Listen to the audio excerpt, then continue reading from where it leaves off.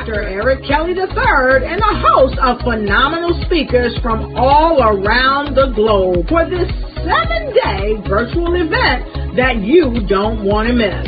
The mission of the Black Business Expo is to raise scholarship money from kids all the way from high school all the way from college. The Black Business Olympics is one of the largest Black business showcases in the world. It is an opportunity for businesses and companies to showcase their businesses globally. We are going to be giving away laptops up to $5,000 away to students. Again, I'm Olivia Appleberry, the founder of 2 Cents Finance and one of the speakers for the expo. I am so excited to see you there. For more info, go to www.blackbusinessexpousa.com or call 919-308-9090 and hope to see you there. I am Black Business.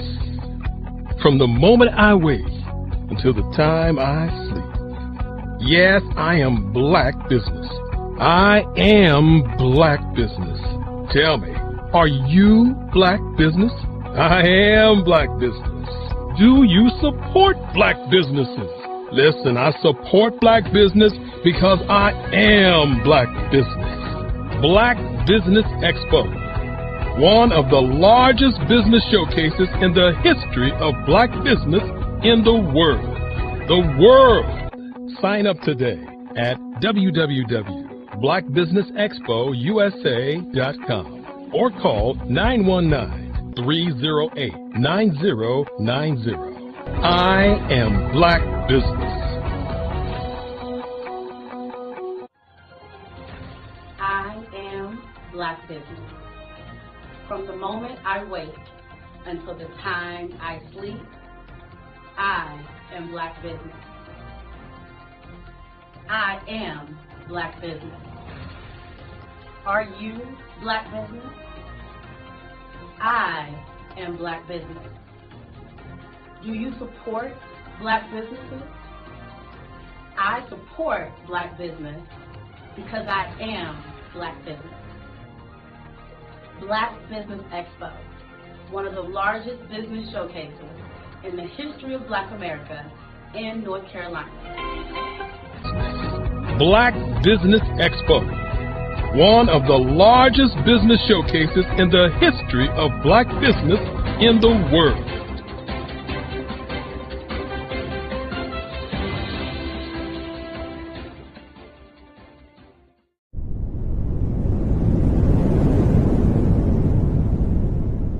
I'd like you to imagine with me, if you will, opening an app where you can collaborate with like-minded individuals from around the world, get inspiration and in-app tools to launch and grow your business, as well as share your knowledge and earn compensation, all in one app.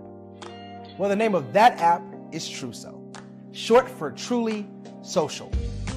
Hi, I'm Matthew Newman, the founder and CEO of Truso, a new concept in social media. Truso is designed from the ground up to be a platform that's both social and empowering for all its users. How exactly do we do that? I'm glad you asked. First, Truso brings the world together via video. Psychologists assert that video provides a significantly more effective connection than audio only. When you enter a community on Truso, you're face to face. Second, on Truso, you don't have to have 1 million followers to monetize. Our business model allows all hosts and moderators to monetize, no matter the size of your following, by 1, producing fee-based content, and 2, inviting others to join the platform as subscribers. Even more, Truso has an in-app resource library with over 100 free resources, forms, and documents to help you build your brand and grow your business. Third, Truso is inclusive. The deaf and hard of hearing communities make up 360 million people worldwide. Unlike audio-only apps, Truso embraces this community, providing a networking platform that allows them to participate via video and closed captioning. We even have a deaf and hard of hearing foundation in the works as well. Fourth, Truso is both social and safe. We refer to Truso as a virtual extension of the beauty shop, barbershop and brainchild of the community. A place where there's laughter, along with wisdom, growth-oriented conversation, and genuine connections in a safe space. Trousseau even has proprietary security to ensure we maintain a safe environment for everyone. Where are we at now? Trousseau is live, y'all. We've launched in beta and we're acquiring users daily.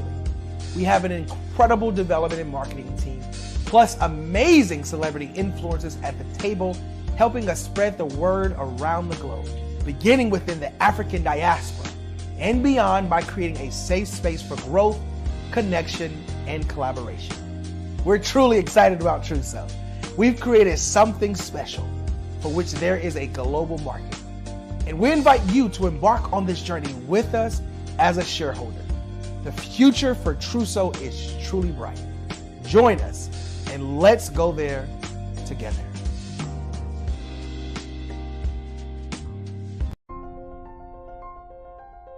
What if you could build your own city? A place where every child can find nurturing people to help them achieve their full potential. A place where every adult can access job training support. Where health education is abundant. Where social justice ruled the land. A place without limitations. Welcome. You have arrived at STEM City USA. It is what every city should be. A safe and trusted community where you find people and resources to help you become everything you are and beyond. STEM City is unlike anything you have ever experienced. It is a digital twin of the world around you, only better. STEM City is about energy and soul renewal. It is more than a digital world. You can almost feel the power of live cultural events, music, and theater. STEM City promises a better future for children with caring mentors and hands-on activities with dedicated tutors to support our youth. STEM City is your passport to a healthy lifestyle with weekly events addressing our community's many issues. STEM City is your financial well-being with helpful information on wealth management, career advancement, job training, and so much more. STEM City is the community you deserve. It is the city where your dreams can come true. STEM City USA, a place in the sky that is accessible to all who reach for the stars.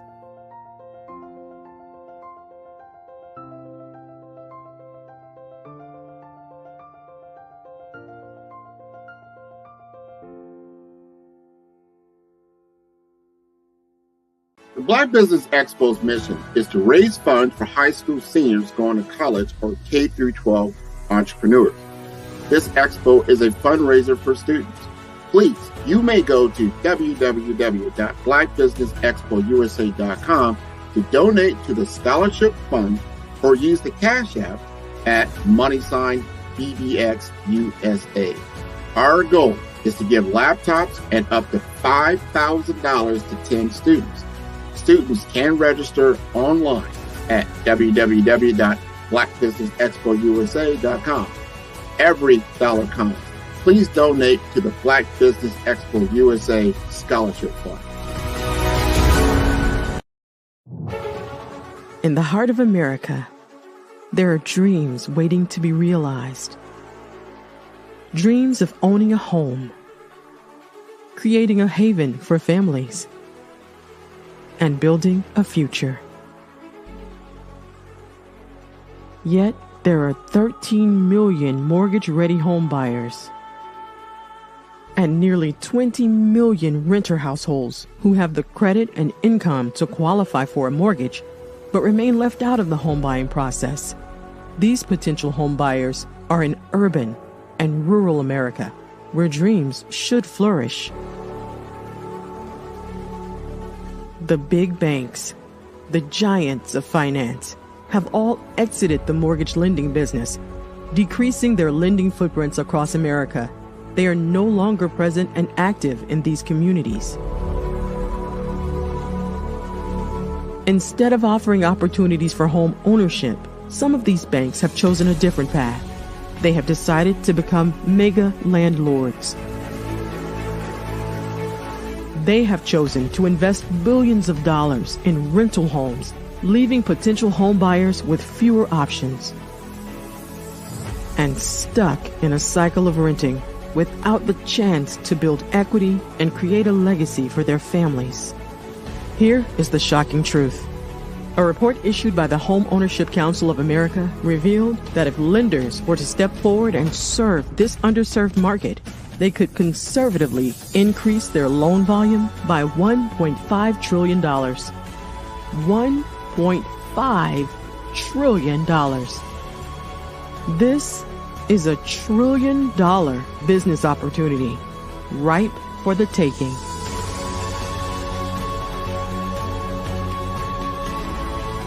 That's why I Have a Dream Home is here. We support the American dream of home ownership in urban and rural America. We believe in the power of social consciousness and the impact it can have on people's lives. Investing in urban and rural America is not just good business sense. It's a moral imperative. Our mission is clear. Become the go-to mortgage lender in these communities. Create a pathway to home ownership for all Americans, breaking the cycle of poverty by empowering families to build wealth, stabilizing our communities, and taking pride in our country. I Have a Dream Home. Unlocking dreams, transforming communities, and rewriting the story of American home ownership. For more information, scan the QR code or visit our website at www.ihaveadreamhome.gold. Hello, my name is Kiasi Helm and I'm 14 years old. I think my genius would probably have to be setting goals and achieving them. I say this because ever since I was young, I always wanted to be an author, and at age 11 I ended up achieving this. But not only did I end up becoming an author, I ended up becoming a public speaker, a publisher, a business owner, all these great things. The name of my business is Written by Kids Publishing Company. I decided to start this company because I thought it was important for me to help kids my age express themselves through literacy and just achieve their own goals. Because to me, achieving goals is the best thing in the world to feel. It's you just achieving things and aspirations that you set for yourself. And I know that everybody is capable of this, because even if you don't end up achieving the goal, you still tried your best, and that's the most important thing. And everybody is capable of this because genius is common. Thank you. Did you know women represent just 3% of Fortune 500 CEOs and less than 15% of corporate executives at top companies worldwide? Have you wondered what the secrets are to getting into the top ranks, whether in the private or public sector? Do you want to figure out how to stop being held back in your career or passed over for promotion? Then you're in the right place. Hi, I'm Dr. Madeline Ann Lewis, President and CEO of the Executive Women's Success Institute. I have decades of experience in the military, the federal government, and corporate America, and my mission is to help women succeed and tap into their full potential. I want to reach 1 million plus women around the world to become the leaders they are meant to be. So if you want to move into a management or executive level position, or maybe you are a female veteran transitioning out of the military into business entrepreneurship, then reach out to the Executive Women's Success Institute at 301-693-3284. Let us get you on the fast track to success.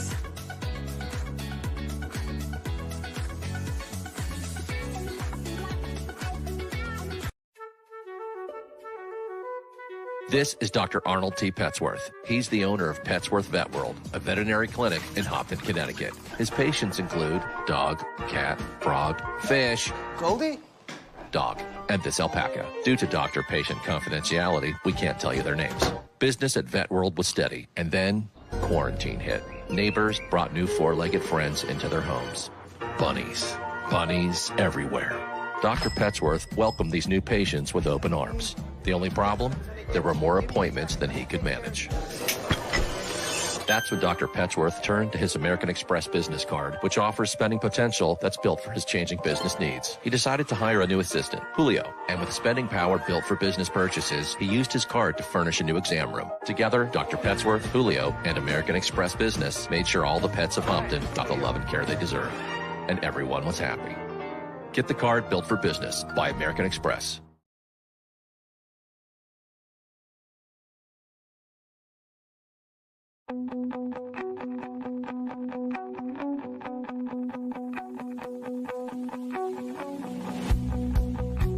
I am Black Business. From the moment I wake until the time I sleep. Yes, I am Black Business. I am Black Business. Tell me, are you Black Business? I am Black Business. Do you support Black businesses? Listen, I support Black business because I am Black Business. Black Business Expo, one of the largest business showcases in the history of Black business in the world. The world. Sign up today at www.blackbusinessexpousa.com or call 919-308-9090. I am Black Business.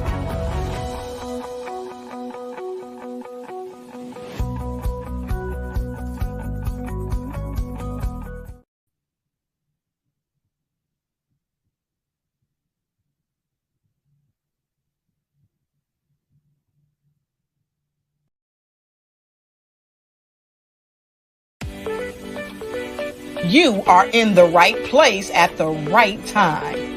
The Black Business Network opens again for its Black Business Olympics, a 24/7 broadcast on business, strategies, global branding, social media marketing, finance, advertisement, and much, much more.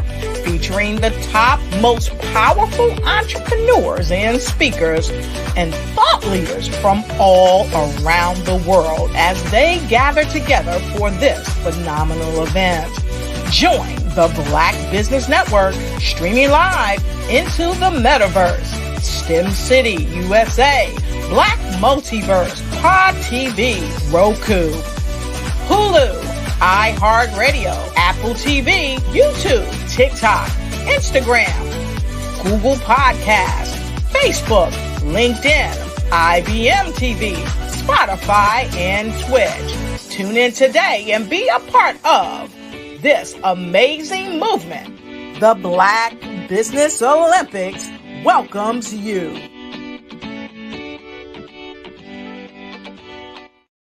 The Black Business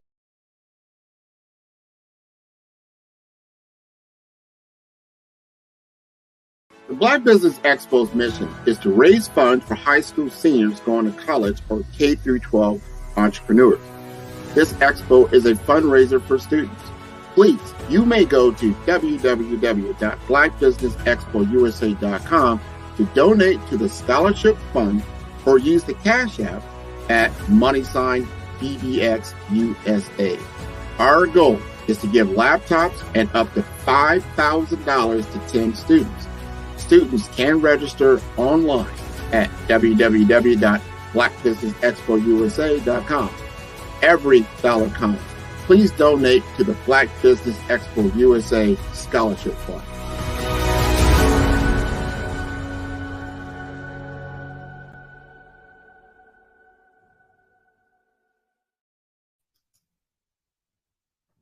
Hello, good afternoon. I hope you're doing well. It is Tuesday the 22nd, right? Yes, Tuesday the 22nd. And I'll be your moderator for today. My name's Angela Baptiste, and we'll be talking with some wonderful people today and getting to know and learn more about their business. So I look forward to a great day. Now,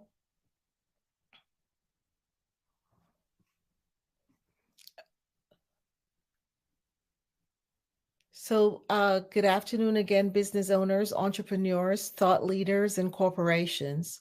Welcome to the Black Business Network. My name is Angela Baptiste, and I'm your business moderator for this afternoon on the Black Business Network. The Black Business Network is a 24-hour business network showcasing Black businesses, business owners, entrepreneurs, and thought leaders.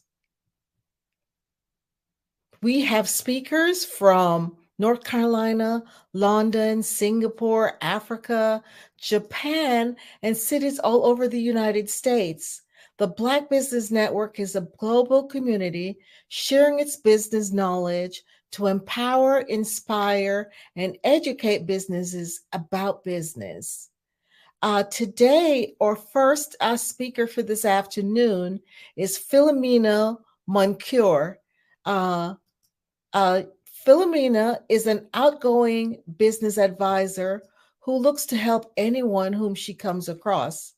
Philomena has managed people in large revenue projects at the tender age of 17. That's when she started. She's an entrepreneur's advocate for all things growth, branding, and simple solutions. So I introduce you to Philomena.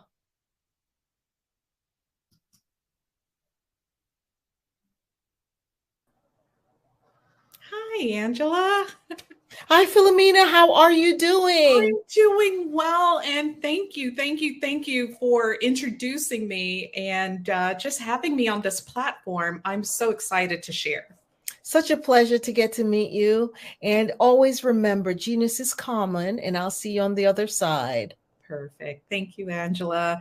Hi, everyone. I'm Philomena Moncure, as Angela introduced me. I'm here in Florida, Orlando, sunny Orlando, Florida. And I am just one of these folks who awesomely introduce different business owners to other people. I love networking. I love to just learn what are business owners facing. What is it that you're challenged with? But before I start sharing with you some different tips, some different things that you can use in your business starting today, who am I? And why do I have this leverage to share with you? Well, I'll tell you my backstory and why I'm so passionate in what I do.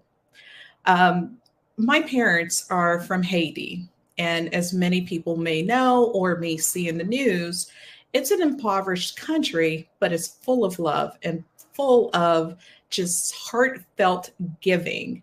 And so when my parents came to this country, they instilled hard work, compassion, love, and everything for the humankind. So watching my parents be entrepreneurs in a foreign land with a foreign language, I watched every single day that they would wake up, they would go to work. They would not cry or have apologies for things not going exactly as they wanted, but they worked harder. They took every bump in the road as an example or as a lesson. So growing up, I saw how entrepreneurship, it's rewarding. However, it's very, very challenging. So in high school, I wanted to just get my hands into small business and learn as much as I could. So therefore I can help my parents. That was the big goal. The big goal was to help mom and dad. Ultimately, I fell in love with helping small business owners. Now, my very first job, I'll tell you, it was working a Super Bowl at the stadium in Miami, Florida. Now, the one thing I learned is the value of a commodity, being able to give an item to someone and they would pay me in cash. And they would pay for that service, whether it was pizza or hot dogs or whatever it was. But it was an honest earning wage. I learned the fact that the stadium itself, because I was behind the scenes, they would buy something at low cost and they would monetize it with a larger dollar. So with that, I took that back to mom and dad. I said, okay. I sat them down. I said, let's buy things at low cost. and let's mark up the price. I am 15, 16 years old, maybe telling my parents how to run their business.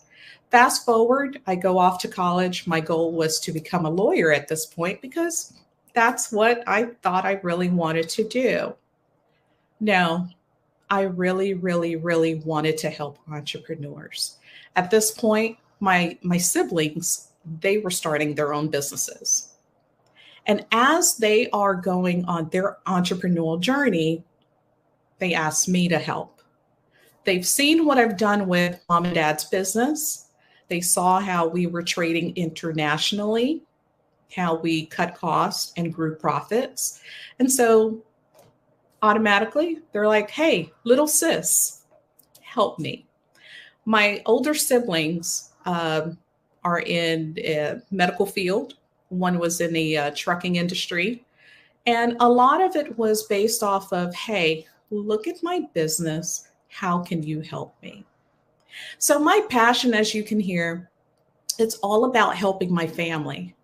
But over the years, I found that as I meet people, I wanted to know, hey, what's your passion? What drives you?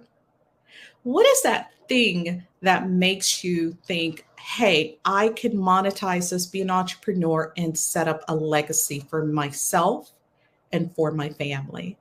And that is the thing, that is the shred that keeps me going, that makes me want to help entrepreneurs. Now, as an entrepreneur, I know you guys are facing a lot of roadblocks and a lot of challenges. A lot of times it's just knowing how to get started. Oftentimes it may be getting hold of vendors. A lot of times it's marketing. But all in all, as an entrepreneur, there are so many challenges that you're facing. Now, think of this question. How many times have you sat at your computer and you thought to yourself, is there a better way? Now, are you facing daily demands with running your business? Is there something that's always taking up a lot of your time? I want you to do this. Grab a piece of paper. I want you to write down 3 things that you do on a daily basis for your business. I'll give you some time to write those 3 things down. Now, I want you to add another 3 items, things that you know you cannot end the day without doing for your business. That makes a total of 6 items that you're doing for your business every single day. Now, are you wavering between a few different things that you're not putting on this list? Chances are you are. Chances are there's a few other things you would love to put on that list, but these are your top 6 things that you feel you have to do every single day. Now, what I want you to do with your top 6 items that you put on the list, right next to them, if you could, put how much time it takes for you to delegate for that task item. How long does it take for you to complete it? I'll give you a minute to do so. Now, some items may be 15 minutes, some may be an hour, some may be 30 minutes. But what I want you to do is just have an insight on how long it takes for you to do just 6 things in your business. Now, let's take a step back. What is your morning routine? What is your afternoon routine? Do you have a routine at all? And what does that look like? Some people say that there is a work and life balance. Some coaches will even say there's not really something called life and work balance. But as an entrepreneur, You're always trying to balance multiple parts of yourself and your business and your family and everything else that's involved in your life. Now, looking back at your list, do you feel like there's some other things you may have put on that list instead? Are there a couple of things you feel that maybe it's not that important and you want to cross off? Feel free to. The goal of this exercise is to identify some of the things you find that are extremely important that you must do every single day. Now, that was a very generic list. I want you to create another list here right at the bottom of your page, or even on the other side of your paper. How are you marketing your business?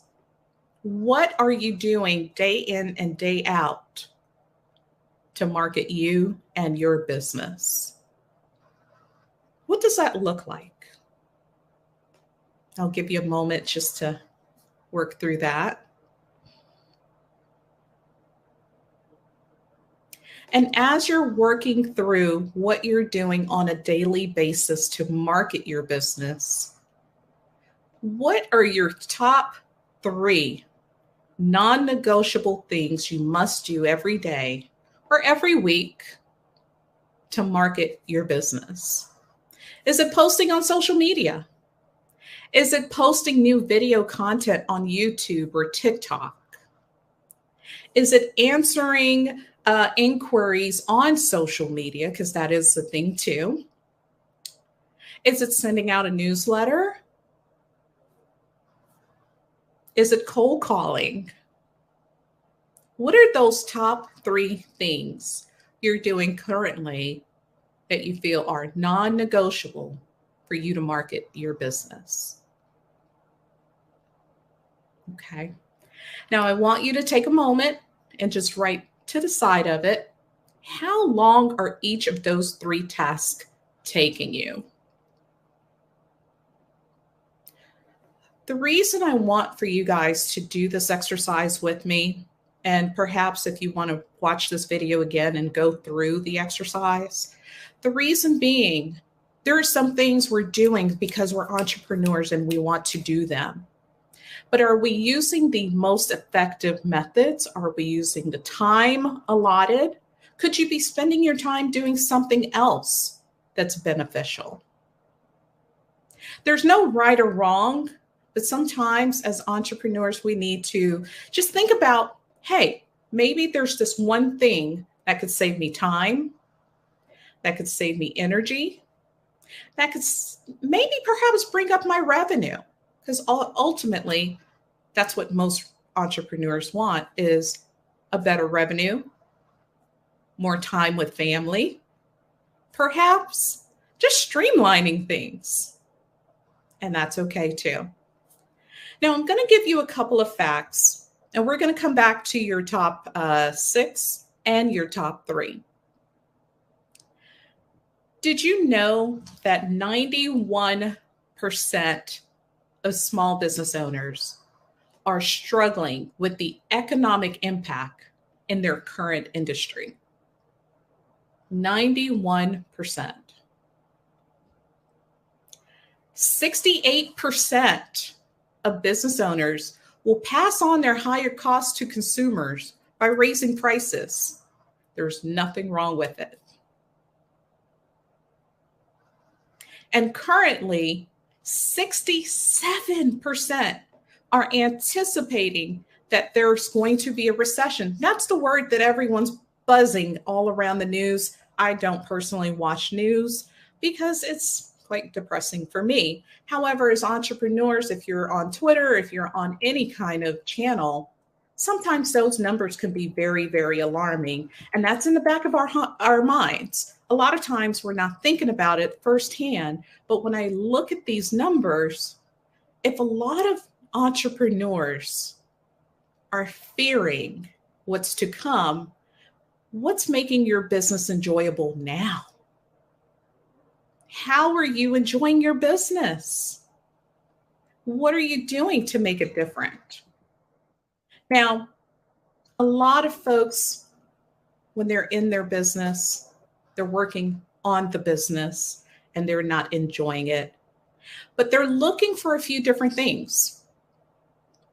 One, they're looking for ways to market their business better. They're looking for ways to reach a bigger audience. A lot of business owners are looking for ways to use now technologies like ChatGPT or even automating some of their tasks. Now, we're finding that 38% of business owners who are now leveraging technology are doing better. They're booking more. They're able to get repeat clients. They're able to respond to their clients quicker. Now, going back to the list that we originally talked about, those top 6 things, I'll share with you what some of the top 6 are for a lot of business owners. 1 is phone calls back or responding to email. 2, and these are the top 6 things that they have to do in their business to be profitable, to be successful, to feel as if they have a handle on their company. So 1 is responding to phone calls and emails. Number 2 is posting somewhere on social media. And when we talk about posting, and I'll cover that in a second, it's not necessarily all the channels that they need to, but it's whatever they're comfortable with. It may be Facebook, it may be Instagram, but they're posting on at least one social media channel. And the third thing or task that a lot of business owners feel that they must do on a daily basis is actually do an outreach. An outreach could be a newsletter. It could be cold calling. It could be just reminding people that, hey, you looked at a product of mine or you have a quote for a service. I haven't heard from you. Now, when we talk about the entrepreneur's journey and how business owners are figuring out a way to do things, technology should be your best friend at this point. It's not going backwards.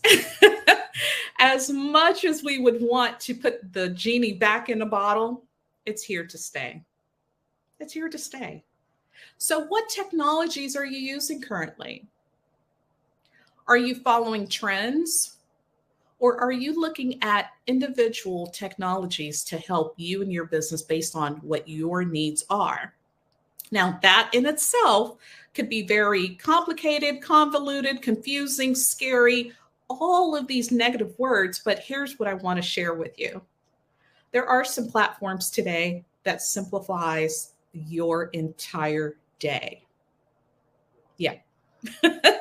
It will simplify your client contacts, all of your messaging, your social media, your books, what's coming in, what's going out, what's out there that's floating that hasn't been paid.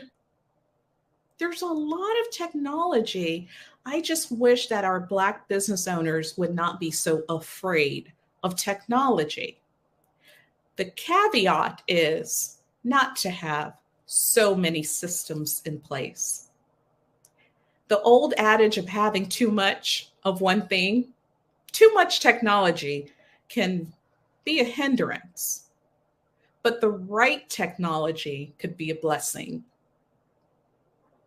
Could be a very good blessing to you, your business, your growth, and your bottom line.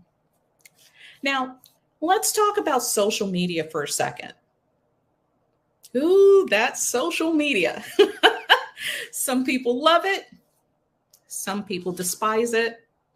Some people, they figure, hey, it's here to stay. I might as well try it. But are we monetizing it? Are we utilizing all the tools that are in front of you?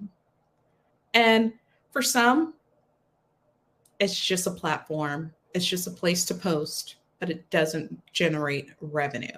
Now, here's the thing I'll tell most Black business owners. Posting is great. Putting your information on social media is a start, but have your systems in place to where you're able to not just be a face on social media, but that you're a source of information for people to go back to. Give more than you're asking. That would be my number one tip. Give more information, give video, give content on things that people can do to resolve an issue that they may have within your line of business. For example, carpet cleaner. Carpet cleaner, he says, hey, give me a call. I'll clean all your rooms for $99. Great, no problem. But the carpet cleaner who tells me, hey, you can use 7-Up and baking soda. I'm just making this up. This may be entirely wrong. But for the cleaning spot, here's what you can do.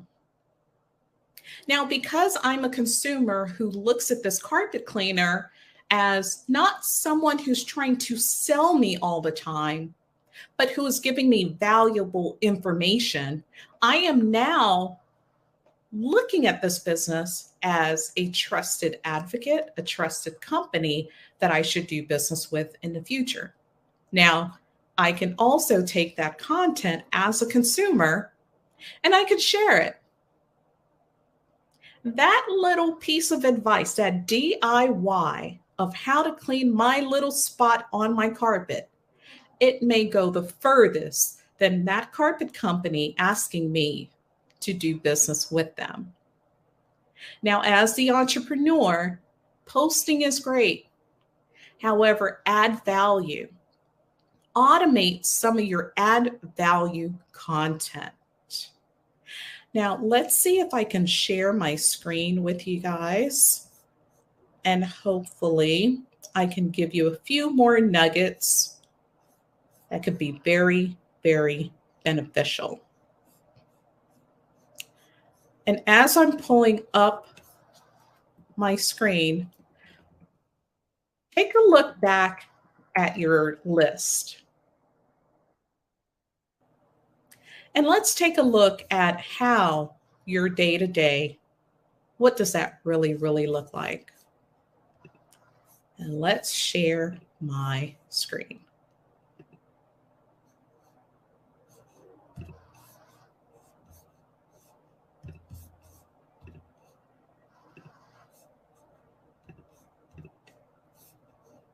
Perfect. I would love when we rewatch this to be able to see how you guys are sharing the top 6 things that you're doing in your business day to day. I would love to know more about that. All right.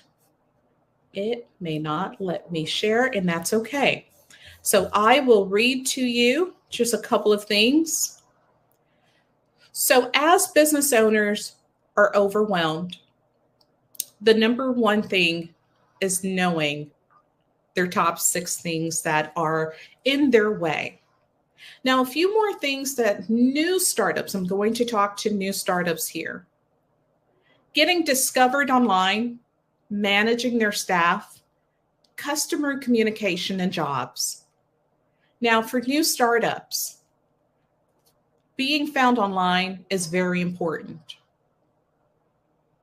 Think of looking at an aggregator. An aggregator can be something similar to Thrive or Yext. These are where you put your name, your phone number, your web address, and it pushes it out to the entire web for you. So those are things for the small business owner, the startup who wants to get their name out. Another platform I want you guys to consider is looking at how you can manage everything in one platform, which is Thrive. Thrive, V as in Victor. And if you want to know more, you can definitely visit me at callphilomena.com, and where I show you a bit more about your reputation online, posting into different medias like your Facebook, your Twitter, Instagram, LinkedIn, all in one platform, guys. So it's not as if you're going to Facebook individually, Twitter individually, but you're posting one piece of content and it's going out to the web. The other things you're considering is, how are people able to book with you or purchase from you? Are you making that simple? And if you're not, then that's also taken up more time in your day. Are you looking at your calendar? Are you integrating your calendar with your website? So maybe someone has a question. They may have a simple question that differentiates with them pulling out their credit card to do business with you, or them just walking away and saying, not now. Putting a calendar on your website for maybe a 5 or 15-minute phone call makes a huge difference. Another thing I want you to consider is your call to action. Making sure that your website now feeds into your tool. What does that system look like? Are you making it easy for me to do business with you? Now, let me take a step back again. Your top 6 things that's on your list, your day-to-day tasks that you must do in order for you to feel as if it was a productive day. Are all of those 6 things intertwined into one system? Are they spread out? Are they sporadic? Are they built into your website? Is it all around marketing? What does that look like? And how does it make you guys feel that, hey, I can't do this every day. I need to manage better. That is that breaking point for entrepreneurs. Here are 3 things I want you to do. I want you to take a look at the list that you've written down. And if you haven't, that's okay. Take the time to do so. You owe yourself the exact moment of knowing, hey, can I do better? And can I make this a better business? So here are 3 things I want you to do. Number 1 is take a look at your day. Take a look at your systems. How many systems are you paying for? How many things are you registered for? That's number 1. Number 2, I want you to look at how frequently you're utilizing some, not utilizing some. Maybe you haven't even logged into this one thing you're paying for. But take a look at the utilization. And then number 3, what value does that bring to my business? That's it. That's it. A lot of times as entrepreneurs, we're finding that we're signing up for things. Free trial, 30 days free, 14 days free. And there's a credit card attached sometimes there's not. But your inbox is flooded and flooded and flooded and flooded with lots of different systems, lots of different technologies. Some you haven't even touched. Why? Is it something new? Is it something someone referred you to? Is it an ad you saw on Facebook, perhaps? Stop signing up for stuff. I will be that big sister of yours to tell you, stop signing up for things, especially if it's not helping you, especially if you're not utilizing them. It's just taking up space. It's an extra email you have to delete. It's an extra something you're going to have to unsubscribe to at some point. Now, what if I told you that there's a technology?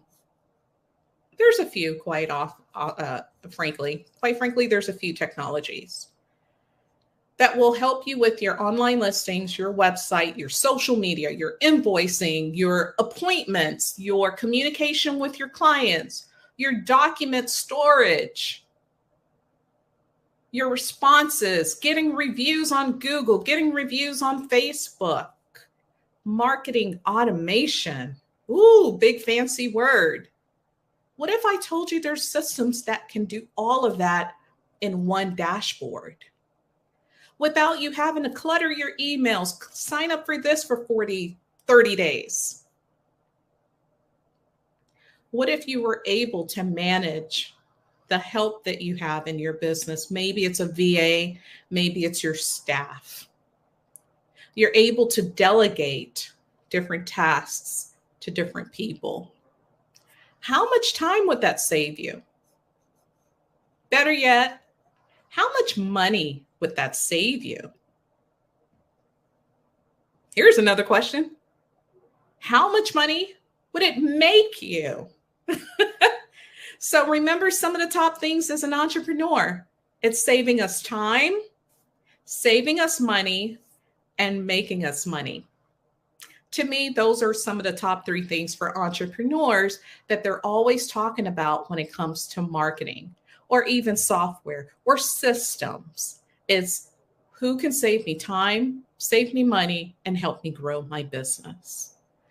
Now, as you're looking around the internet and you're looking for systems, some of the things I want you to consider are going to be a few different things. Number 1, look to see how they integrate with other systems. Are they on the Google Play Store? Are they on the Apple Store? The reason I want you to consider that is because they go through rigorous testing for security. Apple does not want a software on their platform if it's not secure. Number 2, does it play well with social media, your Facebook, your Twitter, your Instagram? Google My Business. Does it play well with that? Thirdly, I want you to think about, how am I going to use this system? What are the top 6 things from my list that it's going to solve? Because again, I don't want you signing up, getting new systems, putting things into place if it's not going to solve anything. And lastly, see what it's going to replace in your day-to-day.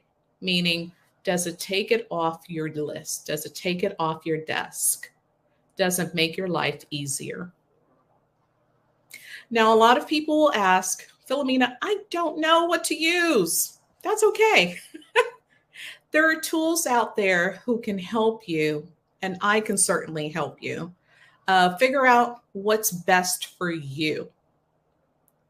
What's best for one business is not necessarily the best tool for the next company. Every company is different. Every business owner is different. All of your goals are different. So look at what's going to be best for you. One of my favorites, I'm a little partial to it, it's Thrive. I love this software for what it can do, what it does for business owners, which is grow revenue and save time and save you money. I'm going to share just a few numbers with you that I think you'll appreciate. So with the Thrive software, in just 60 days, we were able to see a 25% increase of new clients. 25% more new clients. What business owner couldn't use that? In that same time frame, we saw 61% new clients, appointments booked. That means we were able to not just get their clicks from their website, their social media, but we're able to get 61% more booked appointments. And then in over a year, 86% more revenue through those same bookings. So it's not just that they booked an appointment, but there was also some nurturing that happened. So we were able to keep in contact, automating, those contacts with those business owners and clients. So they were able to turn not just the not now, but into advocates and into eventual clients that were spending money with them. So just automating just a couple of tasks within the business, we're able to grow them by 80+%. Who wouldn't want that in their business? When it comes to your small business, I would challenge you to simplify your processes. I would challenge you to get systems in place. A system in place that automates, saves you time, grows your business, and helps you just take off a little bit of that stress. I am Philomena Mancour. You can reach me at phone number 407-733-7776. You can also reach me at my landing page, which is callphilomena.com.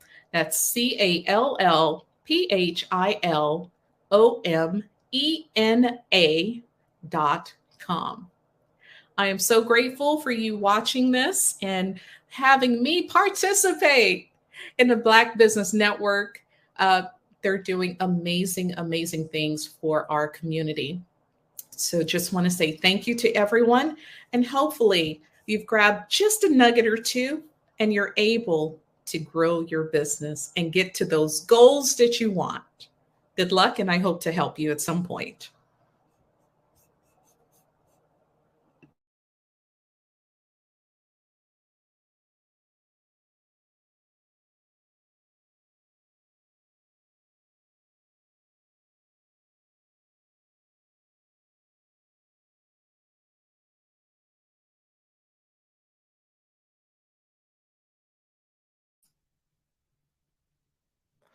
Thank you, Philomena, for giving us this wonderful tips. Mark for marketing our business as entrepreneurs. What a blessing that is, a great information that we could all use. So thank you so much.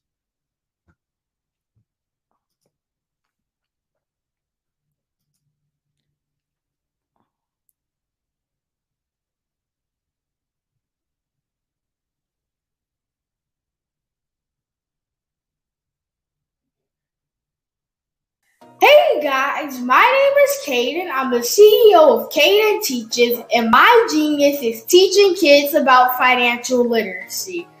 Throughout my financial products, such as my financial flashcards, my activity book, and my newest project, my financial bus, which I bought.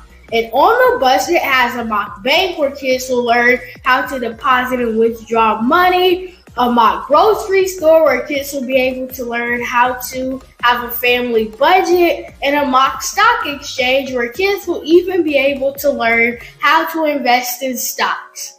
Now, I decided to start teaching kids about financial literacy because I find that most kids graduate high school without even knowing the basics about financial literacy.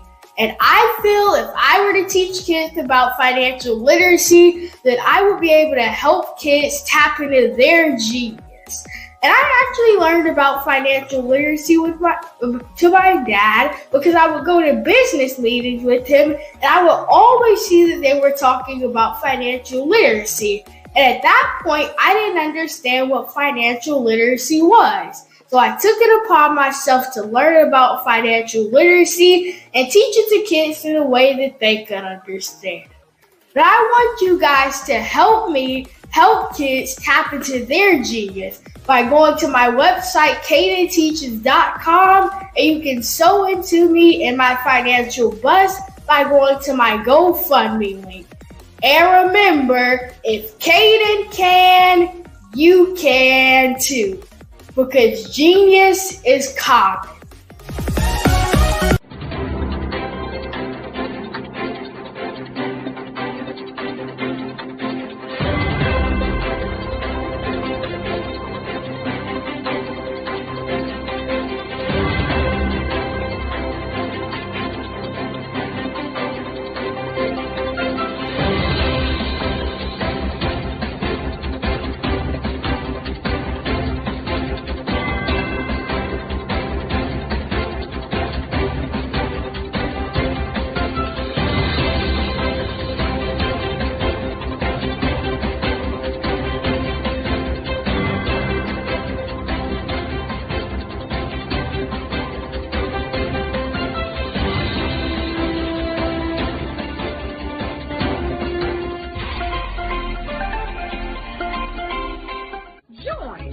Dr. Eric Kelly III and a host of phenomenal speakers from all around the globe for this 7-day virtual event that you don't want to miss.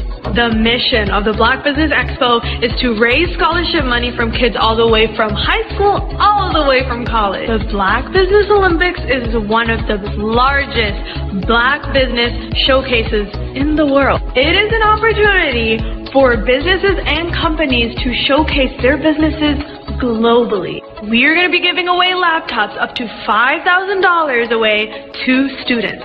Again, I'm Olivia Appleberry, the founder of 2 Cents Finance and one of the speakers for the expo. I am so excited to see you there. For more info, go to www.blackbusinessexpousa.com or call 919-308-9090 and hope to see you there. I am Black Business.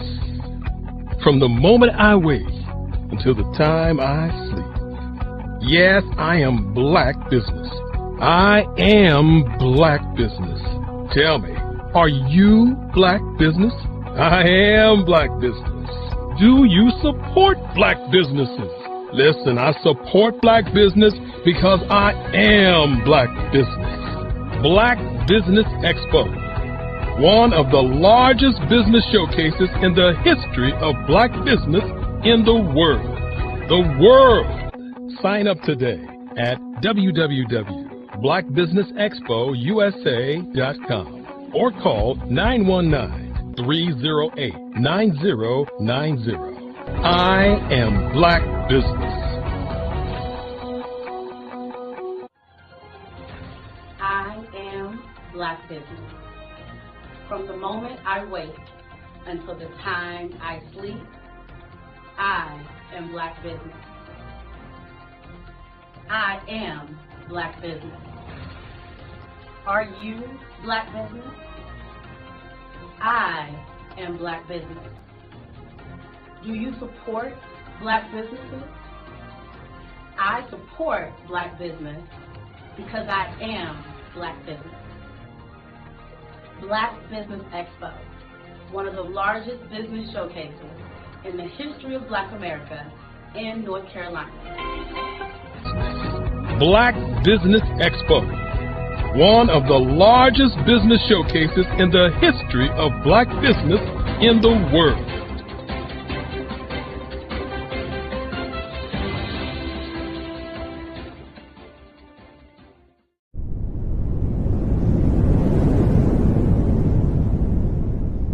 I'd like you to imagine with me, if you will, opening an app where you can collaborate with like-minded individuals from around the world, get inspiration and in-app tools to launch and grow your business, as well as share your knowledge and earn compensation, all in one app.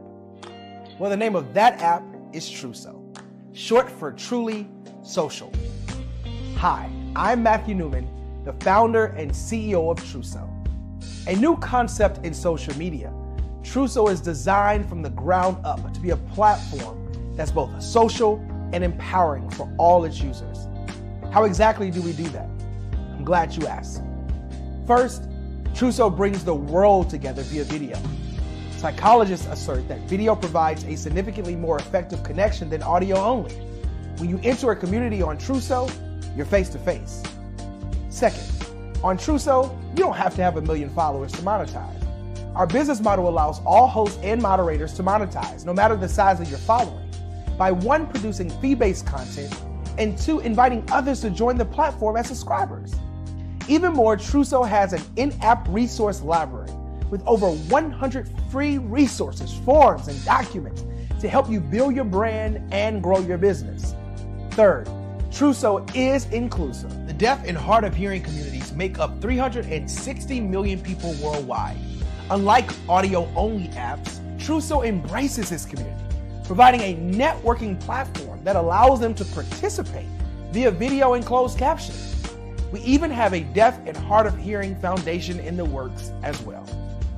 Fourth, Truso is both social and safe. We refer to Truso as a virtual extension of the beauty shop, barbershop and brainchild of the community. A place where there's laughter, along with wisdom, growth-oriented conversation, and genuine connections in a safe space. Trousseau even has proprietary security to ensure we maintain a safe environment for everyone. Where are we at now? Trousseau is live, y'all. We've launched in beta and we're acquiring users daily. We have an incredible development and marketing team, plus amazing celebrity influencers at the table, helping us spread the word around the globe, beginning within the African diaspora and beyond by creating a safe space for growth, connection, and collaboration. We're truly excited about Trousseau. We've created something special for which there is a global market. And we invite you to embark on this journey with us as a shareholder. The future for Trousseau is truly bright. Join us and let's go there together.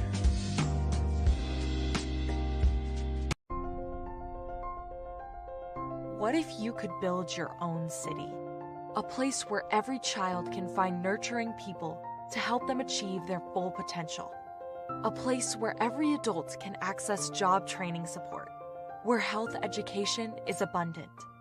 Where social justice ruled the land. A place without limitations. Welcome. You have arrived at STEM City USA. It is what every city should be.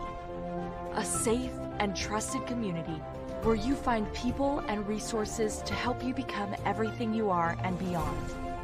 STEM City is unlike anything you have ever experienced. It is a digital twin of the world around you, only better. STEM City is about energy and soul renewal. It is more than a digital world. You can almost feel the power of live cultural events, music, and theater. STEM City promises a better future for children with caring mentors and hands-on activities with dedicated tutors to support our youth. STEM City is your passport to a healthy lifestyle with weekly events addressing our community's many issues. STEM City is your financial well-being with helpful information on wealth management, career advancement, job training, and so much more. STEM City is the community you deserve. It is the city where your dreams can come true. STEM City USA, a place in the sky that is accessible to all who reach for the stars.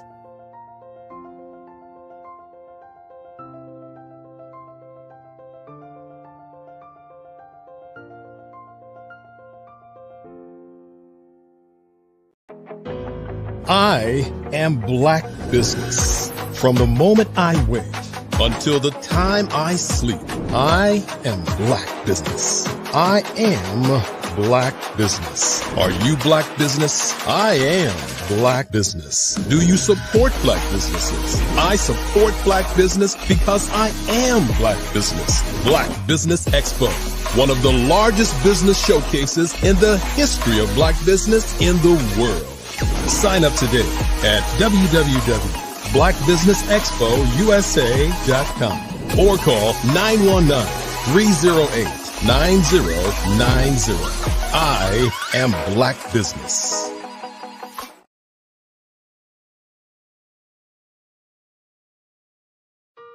Hello, this is Israel, and I am CEO of Daydreams Interactive and author of Princess Planet. So, genius is common, and as a kid, I loved to daydream. Even as an adult, I loved to daydream. And when my daughter became 6 and loved princess characters, but we just could not find the diversity that showed her, we created our own characters. So, for instance, you have Princess Nulu right here. Princess Nulu is from Uganda, and her genius is that she loves to take care of animals. She can actually even listen and hear what they say. And then we have Princess Isabella right here. Princess Isabella, she's from Cuba, and her genius is biochemistry. One day she hopes to eliminate disease. Then we have Princess Nia right here. And Princess Nia is based off of my daughter. And she is what she wants to be, the greatest dancer alive. So that's her genius. So what's your genius? My genius is my imagination. Genius is common.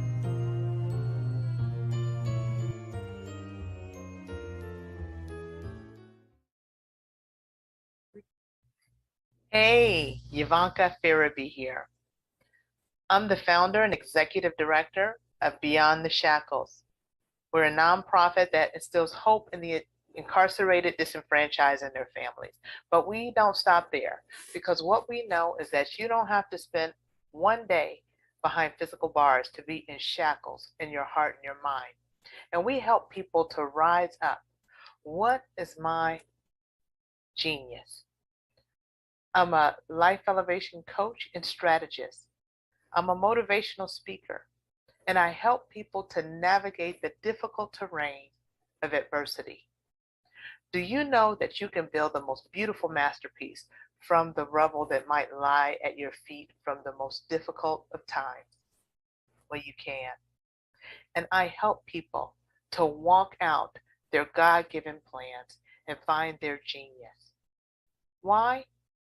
Everybody has genius, because genius is common. Did you know women represent just 3% of Fortune 500 CEOs and less than 15% of corporate executives at top companies worldwide? Have you wondered what the secrets are to getting into the top ranks, whether in the private or public sector? Do you want to figure out how to stop being held back in your career or passed over for promotion? Then you're in the right place. Hi, I'm Dr. Madeline Ann Lewis, President and CEO of the Executive Women's Success Institute. I have decades of experience in the military, the federal government, and corporate America. And my mission is to help women succeed and tap into their full potential. I want to reach 1 million plus women around the world to become the leaders they are meant to be. So if you want to move into a management or executive level position, or maybe you are a female veteran transitioning out of the military into business entrepreneurship, then reach out to the Executive Women's Success Institute at 301-693-3284. Let us get you on the fast track to success.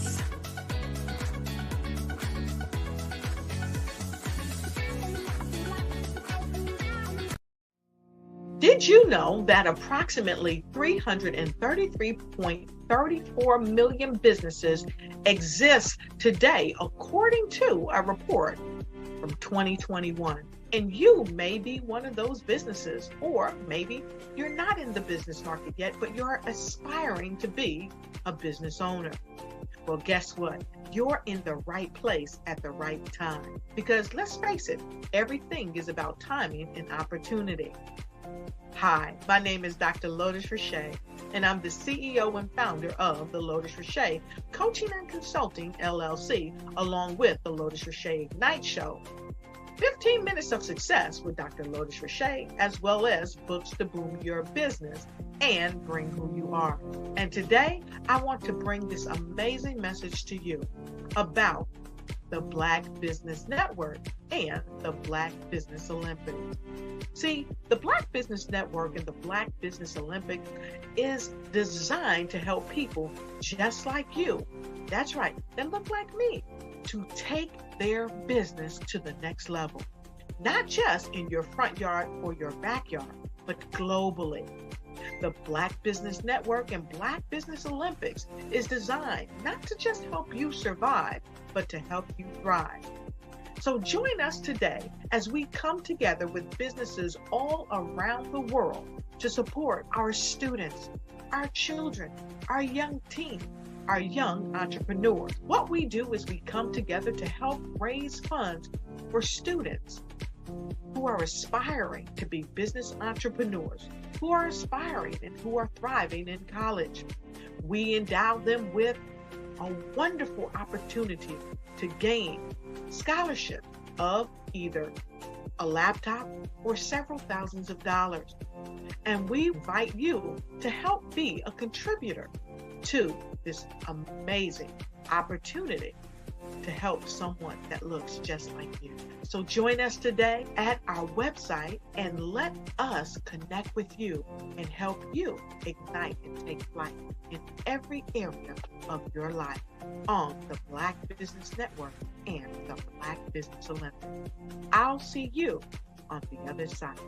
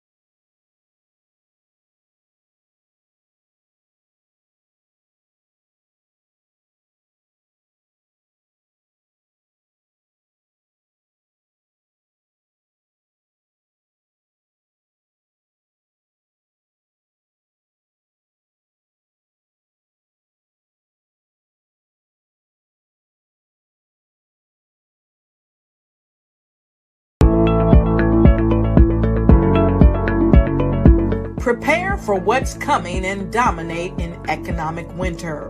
Stand strong and thrive by showcasing your great products and services globally through the Black Business Network and Black Business Olympics. The Black Business Network has showcased over 2,000 companies with over $7 billion in sales each year. Over 10 million attendees have viewed the rebroadcast each month. Through the Black Business Olympics, unique styles of business training and mentoring are turning students into business owners and entrepreneurial warriors who will dominate in any economy. Gain the ultimate advantage of the Black Business Olympics, 7 days of unbelievable topics and speakers speaking around the globe. Donate your time and experience to provide expertise and scholarships to students worldwide and change the world. Now, more than ever, new insights, tools, strategies, and capabilities are needed. This is your chance for a major presentation to the world. Fill out the form and join the more than 2,000 speakers who have presented to over 200 countries. Join the Black Business Network streaming live into the metaverse, STEM City, Black Multiverse Enterprises, Hulu, Amazon, YouTube, iHeartRadio, Apple, Facebook, LinkedIn, Pod TV, IBM TV, Spotify, and Google Podcasts. Sign up today. Spaces are limited, and we will see you there.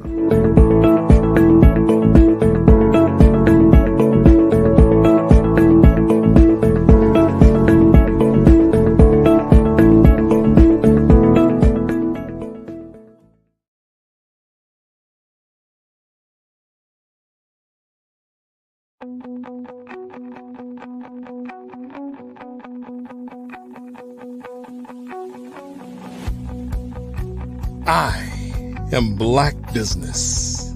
From the moment I wake until the time I sleep. Yes, I am Black Business. I am Black Business. Tell me, are you Black Business? I am Black Business. Do you support Black businesses? Listen, I support Black business because I am Black Business. Black Business Expo, one of the largest business showcases in the history of Black business in the world. The world! Sign up today at www.blackbusinessexpousa.com or call 919-308-9090. I am Black Business.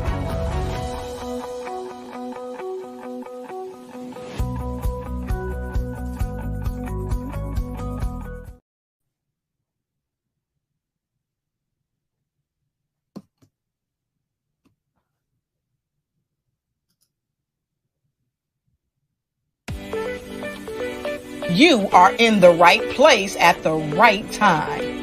The Black Business Network opens again for its Black Business Olympics, a 24/7 broadcast on business, strategies, global branding, social media marketing, finance, advertisement, and much, much more. Featuring the top, most powerful entrepreneurs and speakers and thought leaders from all around the world as they gather together for this phenomenal event.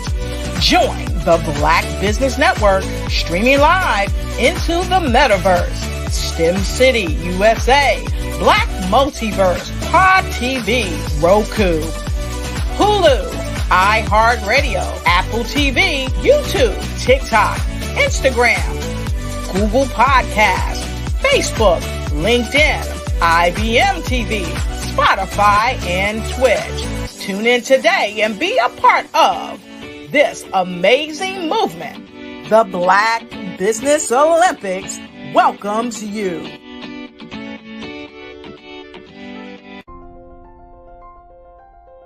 What if you could build your own city? A place where every child can find nurturing people to help them achieve their full potential. A place where every adult can access job training support. Where health education is abundant. Where social justice ruled the land. A place without limitations. Welcome. You have arrived at STEM City USA. It is what every city should be. A safe and trusted community where you find people and resources to help you become everything you are and beyond. STEM City is unlike anything you have ever experienced. It is a digital twin of the world around you, only better. STEM City is about energy and soul renewal. It is more than a digital world. You can almost feel the power of live cultural events, music, and theater. STEM City promises a better future for children with caring mentors and hands-on activities with dedicated tutors to support our youth. STEM City is your passport to a healthy lifestyle with weekly events addressing our community's many issues. STEM City is your financial well-being with helpful information on wealth management, career advancement, job training, and so much more. STEM City is the community you deserve. It is the city where your dreams can come true. STEM City USA. a place in the sky that is accessible to all who reach for the stars.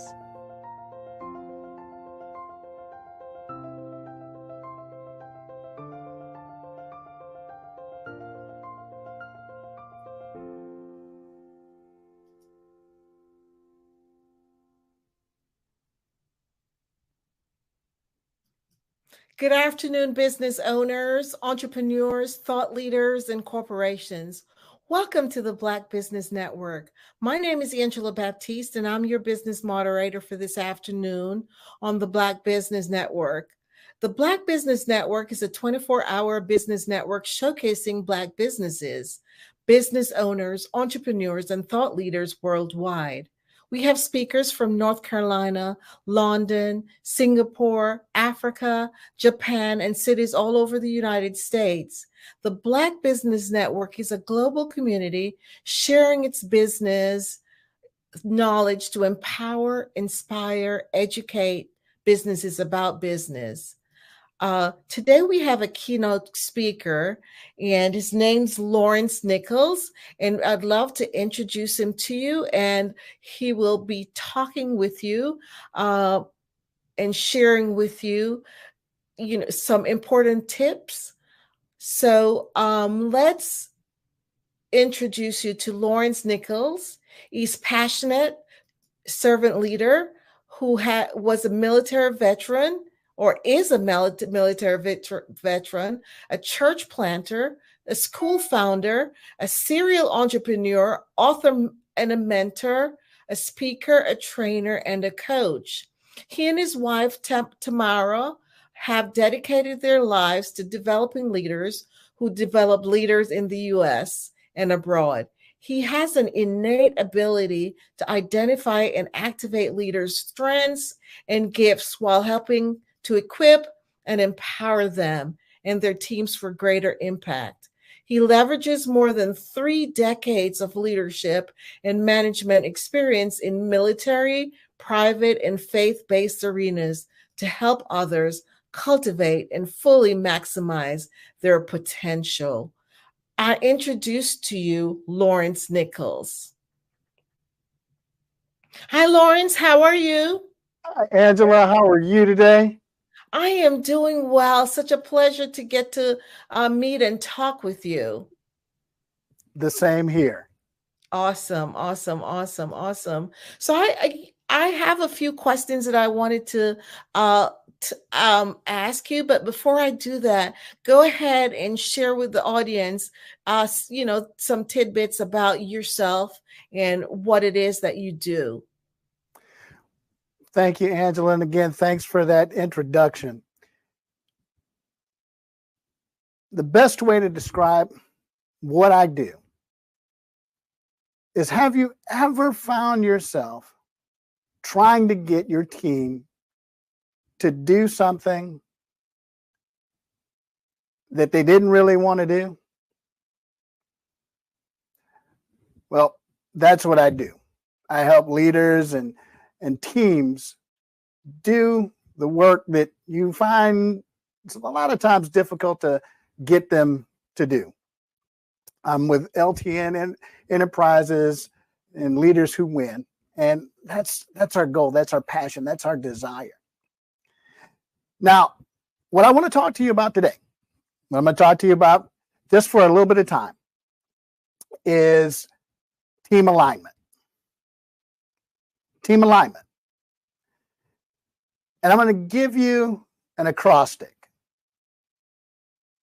It is ALIGN. I'm going to say that again. ALIGN. Align. It's just as simple as that. The first question that you have to ask when we're talking about team alignment, and it doesn't matter what organization you lead, it doesn't matter. It could be your family, it could be in the military, it could be in the corporate space, it could be in ministry, it could be in a hospital setting, it could be in education. It does not matter. If you cannot get your team aligned and moving towards the vision that you've set, then 9 times out of 10, you're going to fail. Matter of fact, I'm almost inclined to believe that that number is 10 times out of 10. Why do I say that? Team alignment is what causes your team to be empowered to the degree that they can achieve great things. Most organizations fail to get their teams properly aligned, and they end up with headaches and heartaches that often cause them not just a bunch of emotional distress, but it will cause them financial distress as well.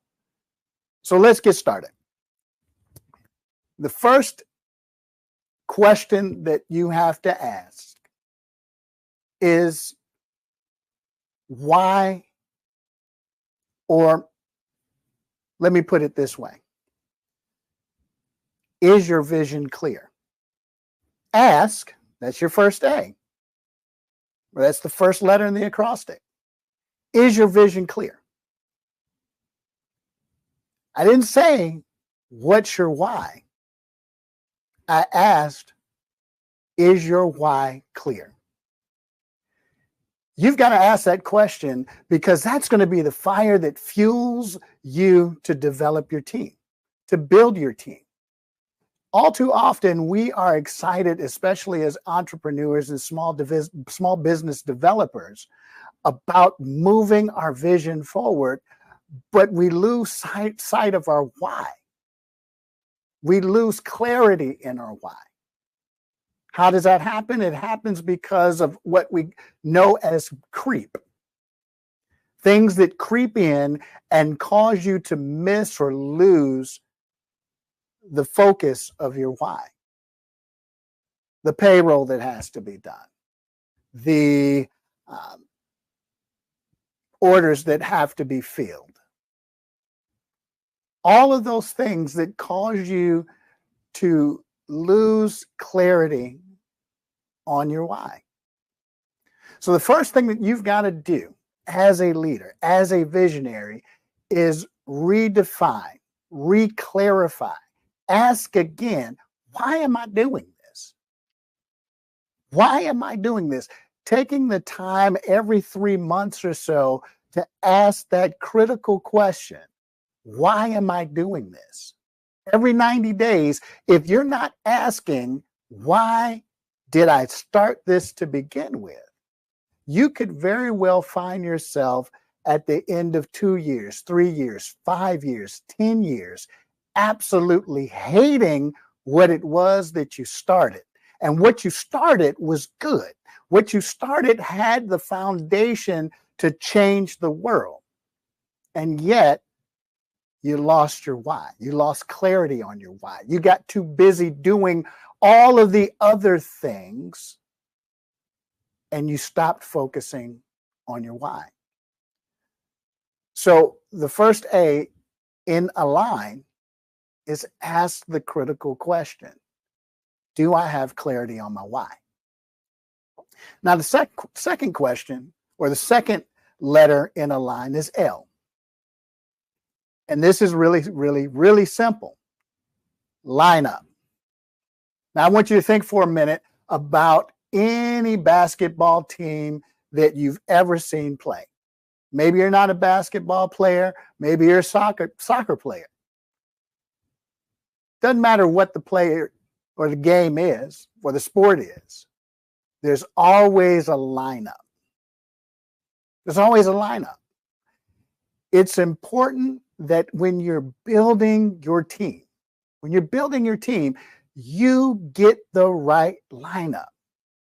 NBA franchises spend a lot of time and energy and effort and resources getting the right starting five, because they understand that if they get the right starting five, it will be the catalyst that will move them towards a potential championship.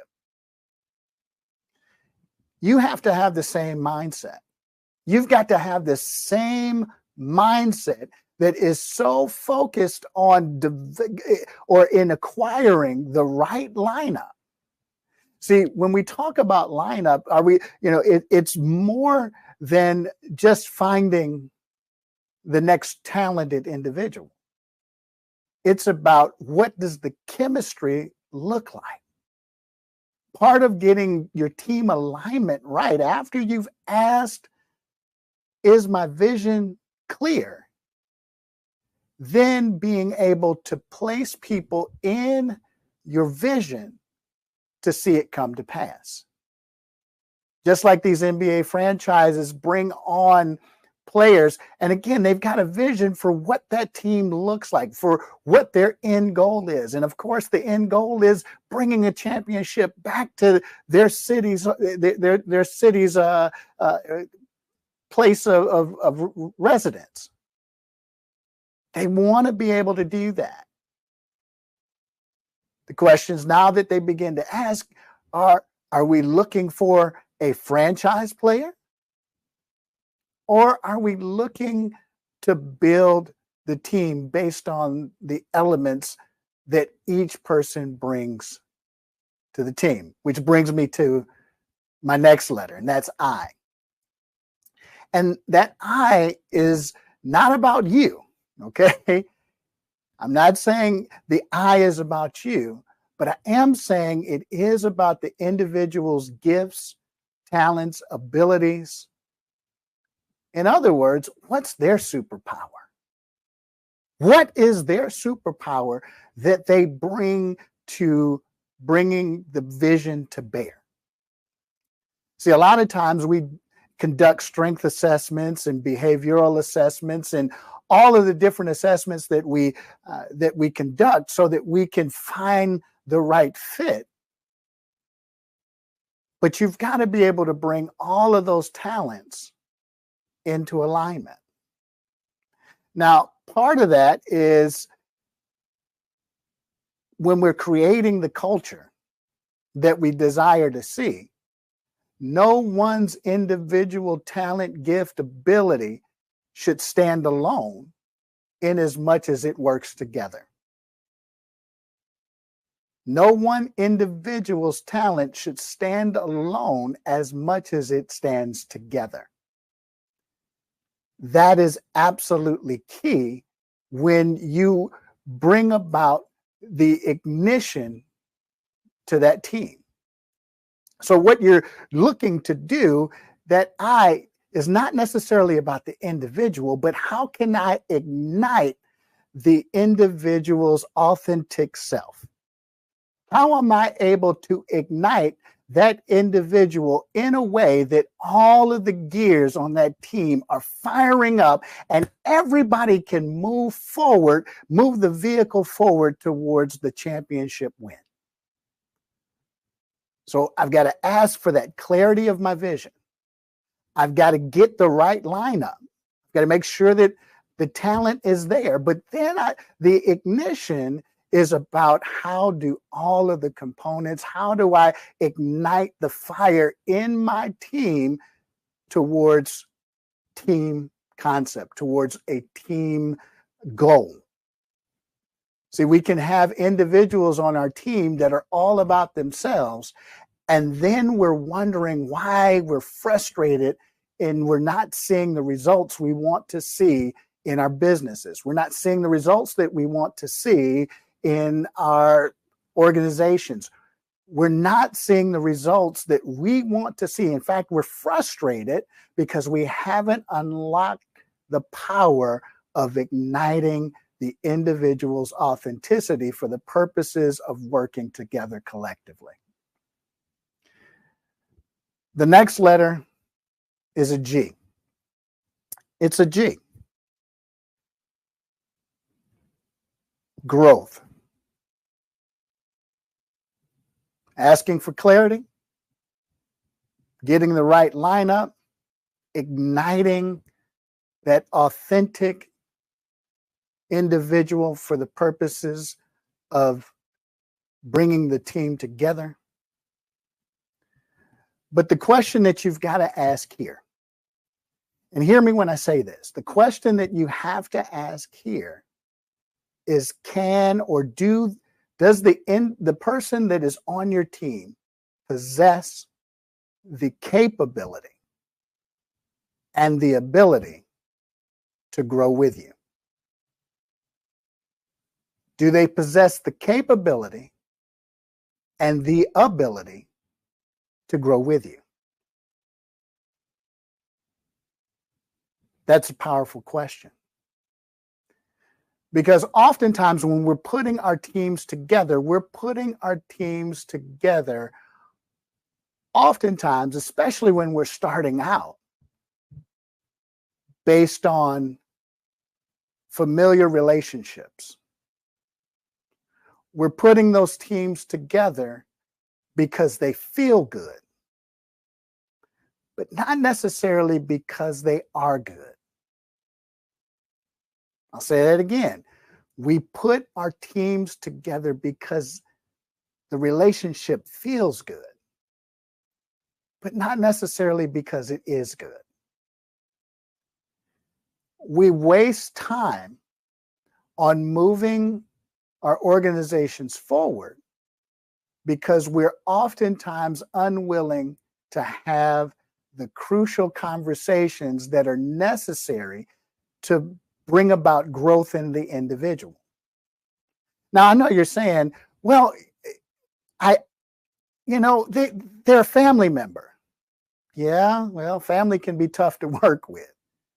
Do they possess the capability and ability to grow with you? Well, we're childhood friends. We go way back. Again, do they possess the capability and the ability to grow with you? It's not personal. If you have a vision to change the world, if your vision is designed to impact globally, then sometimes you have to have that crucial conversation. Now, the people that are supposed to be on the team, they will possess the capability and the ability to grow with you. They're going to be vested in growing themselves, in developing their capability, developing their skills, developing the things that will take them higher, that will elevate their game. And ultimately, because they are elevating their game, they're elevating the game across the board for everyone. Unfortunately, some people that are a part of your team, they've hit their ceiling. They've hit their ceiling. They can go no further. And we will allow our emotional attachment to the relationship hinder moving the ball forward. It hinders us from going into the next room, the next space, the next place that our business is supposed to go. Those in business have heard the story of the McDonald brothers and their limited vision, their unwillingness to move beyond the comfort zone of what they knew caused them to miss a global opportunity. Ray Kroc seized that opportunity and literally grew beyond the capacity of the McDonald's brothers. If you're looking to take your organization from just helping a few to helping the ones that you have been called and created to help, then you may have to ask the question, do the team members that I have on my team right now possess the capability and ability to grow with me? Now, my final letter in alignment or in align is new. So we've asked for clarity on our vision. We've got that clarity. I've got it. I'm clear on my vision again. And I've built the dream team. I've got the lineup that I need. And I've ignited that authentic talent, gift, ability to operate together. And I know that the person on my team, or the people that are on my team, have the ability and capability to grow. But here's the critical question. The critical question. Am I willing to release them when it's time? Am I willing to release them when it's time? I've put all of this effort into growth and development in this individual. I've put all of this time in trying to get them on board. I've put all of this time. But the critical question is, am I willing to go in a new direction when it's time? Part of the roadblock to success in any organization is the fact that we like all of our toys in our sandbox at our zip code. We want all of our toys in our box in our zip code. In other words, we're not willing to share. We don't want to share. And so we will create narratives that induce limiters in our organization. We say that we're global, but we won't allow the person that should be released into that new territory, that new region, that new area of business to move and flourish into that area. Why? Because we may have become more reliant on them than we should have, when in fact we should have been reproducing them so that we gave them space to grow into their next, to grow into their new. We've got to be able to ask, what is next after we've developed or after we've assembled our team? Too often, and I've seen it more times than not, we put so much restriction on an individual that we frustrate their greatness. We frustrate their genius. In the Black Business Network, Dr. Kelly talks about and embraces and embodies the fact that genius is common. But you as a leader can frustrate genius if you give genius no place to go. When we as leaders don't give genius an opportunity to expand into something greater, we in fact create hostile environments. Because remember, understand this, your team will only remain as long as you can answer the question, what's in it for them? They may already be asking what's in it for me, and that's a completely different talk in terms of transforming the mindset from what's in it for me to what's in it for them. But you as the leader have to be able to answer that question. What's in it for them? And am I creating the next space for them to grow into, for them to further expand and to explore and to bloom into the fullness of what it is? Because if you connect those kinds of people on your team, there is absolutely nothing that your team cannot accomplish. So, again, am I asking myself, am I clear on my vision? Have I revisited my vision again and again and again to make sure that it's still saying the same thing? Am I lining my vision with the people that are going to help me carry it out? Am I igniting the gifts, talents, abilities of those that are along this journey to a win, that they would work together as a team. Do I have the growth mindset that I am investing in their growth and I'm also investing in my own personal growth? And finally, the end, am I considering what's next? What's in it for them? When we align our mindset, when we align our teams along these lines, what we're going to find each and every single time is that we create teams that are aligned to win.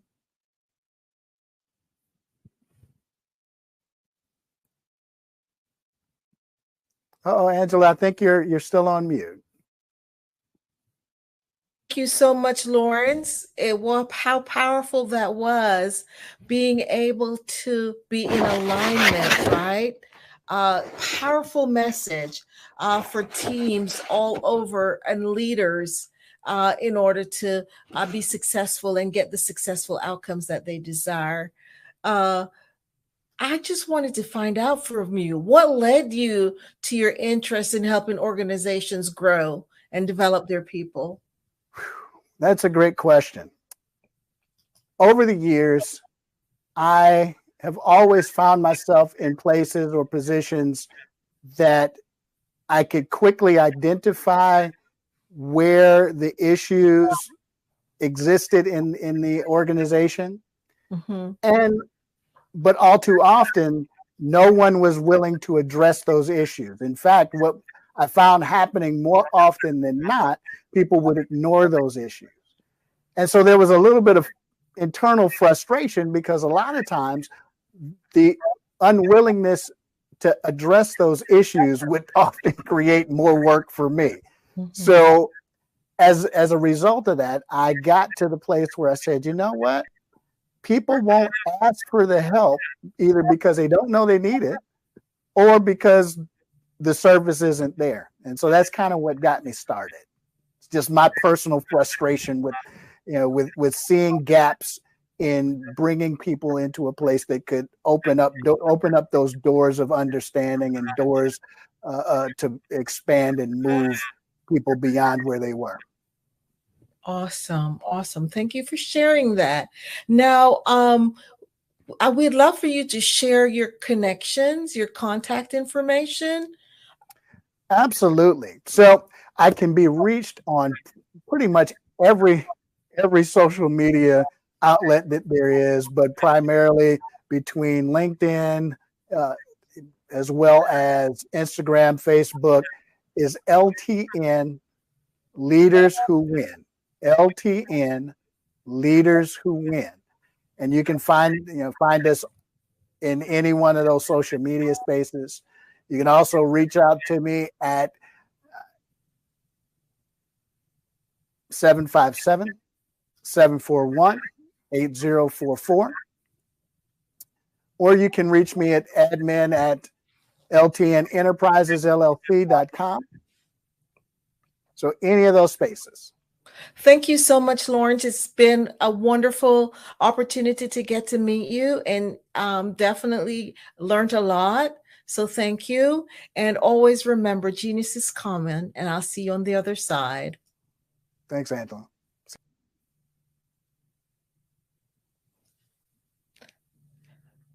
The Black Business Expo's mission is to raise funds for high school seniors going to college or K-12 entrepreneurs.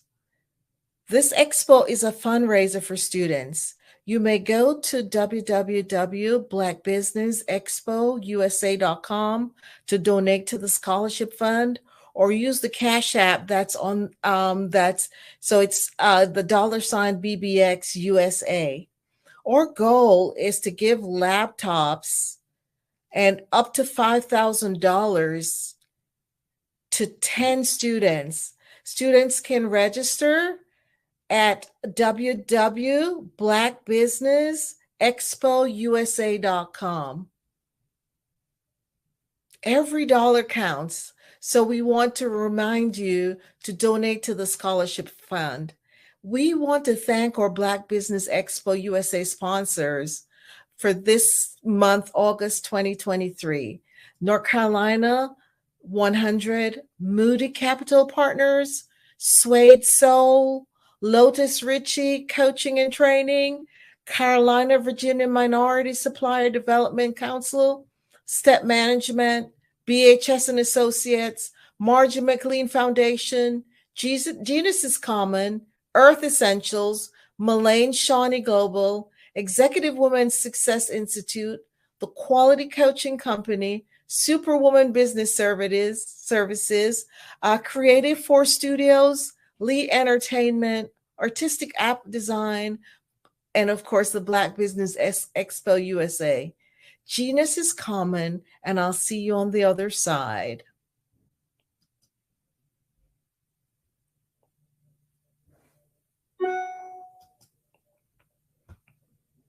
I'm Ramon Ray, founder of Smart Hustle Magazine and smallbiztechnology.com.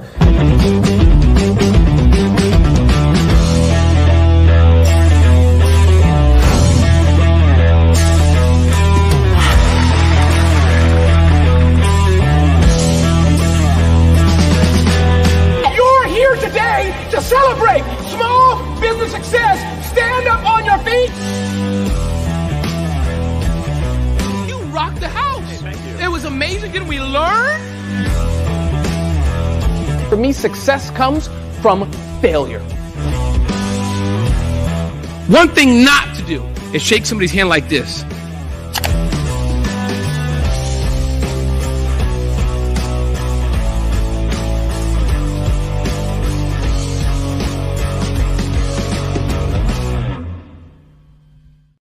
I'd like you to imagine with me, if you will, opening an app where you can collaborate with like-minded individuals from around the world, get inspiration and in-app tools to launch and grow your business, as well as share your knowledge and earn compensation, all in one app. Well, the name of that app is Truso, short for Truly Social. Hi, I'm Matthew Newman, the founder and CEO of Truso, a new concept in social media. Truso is designed from the ground up to be a platform that's both social and empowering for all its users. How exactly do we do that? I'm glad you asked. First, Truso brings the world together via video. Psychologists assert that video provides a significantly more effective connection than audio only.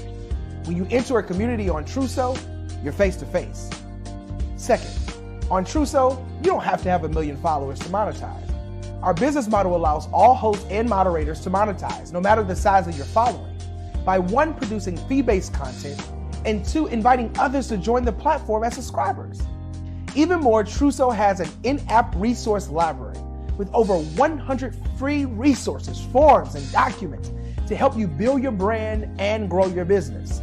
Third, Truso is inclusive. The deaf and hard of hearing communities make up 360 million people worldwide. Unlike audio-only apps, Truso embraces its community, providing a networking platform that allows them to participate via video and closed captioning. We even have a deaf and hard of hearing foundation in the works as well. Fourth, Truso is both social and safe. We refer to Truso as a virtual extension of the beauty shop, barbershop, and brainchild of the community. A place where there's laughter, along with wisdom, growth-oriented conversation, and genuine connections in a safe space. Truso even has proprietary security to ensure we maintain a safe environment for everyone.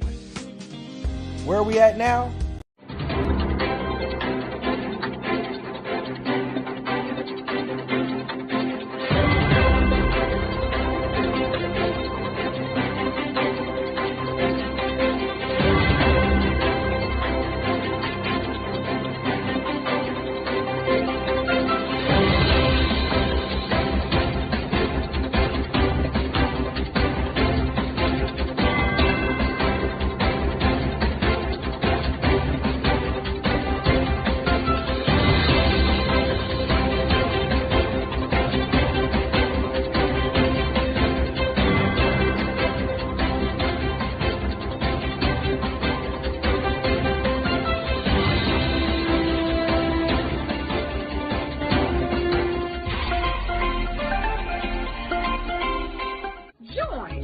Dr. Eric Kelly III and a host of phenomenal speakers from all around the globe for this 7-day virtual event that you don't want to miss.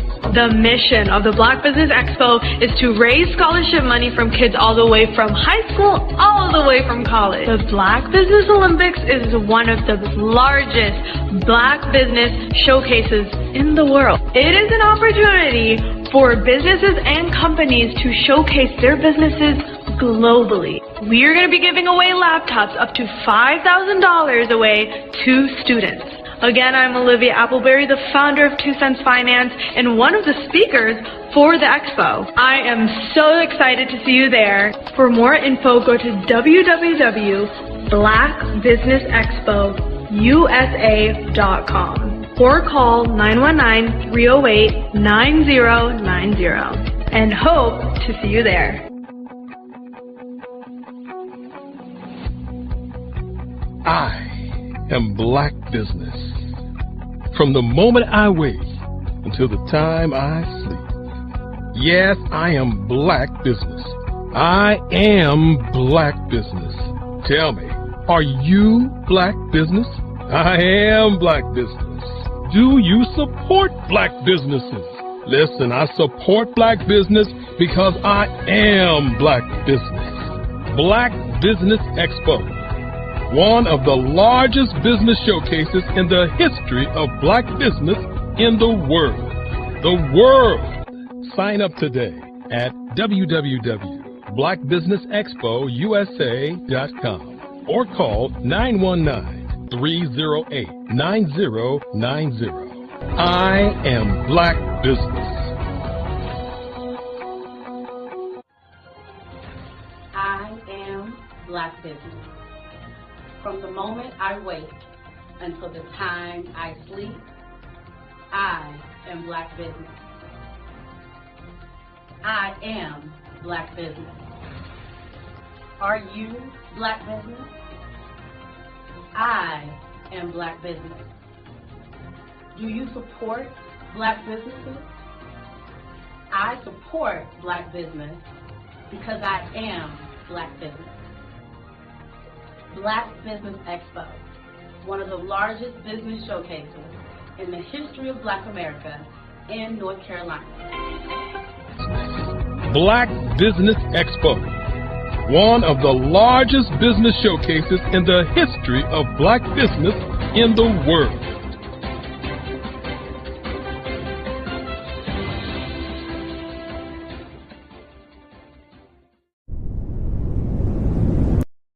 I am from Washington, D.C., but I was raised in Durham, North Carolina.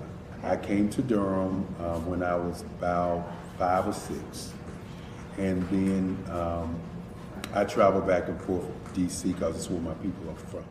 One of the unique things about my family is my mother, she's also an artist. She does quilting, and she does a lot of artistic things, and then my son, he draws with both hands, his right hand and his left hand like I do. So that's kind of a family trait.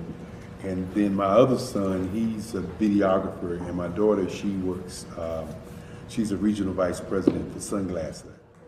When you start out drawing and sketching, you want to continue to explore, you know, each avenue. I do pastels, I do pen and ink, I do painting, I do acrylics. I haven't done oils yet. But I try to do all facets of art. What I say to a lot of times to people is, you know, you can't put yourself in a box when you're an artist. You have to explore. And over the course of my life, I've tried to explore different mediums. I also do sculpture as well. I choose my subjects by the intensity that they have in their faces, or the intensity that somebody is moving, because I do more than portrait drawings. I also do I do abstract, and then I do figurative drawing also. Well, what happened in this particular show is that I started out trying to come up with something that would be a little bit different than what everybody else is doing. So I was working on a Barack Obama show, and they wanted me to do some paintings of Barack. And so what I did was, because of the deadlines, I kind of did it kind of fast. And then I realized when I was doing it fast, I enjoyed it.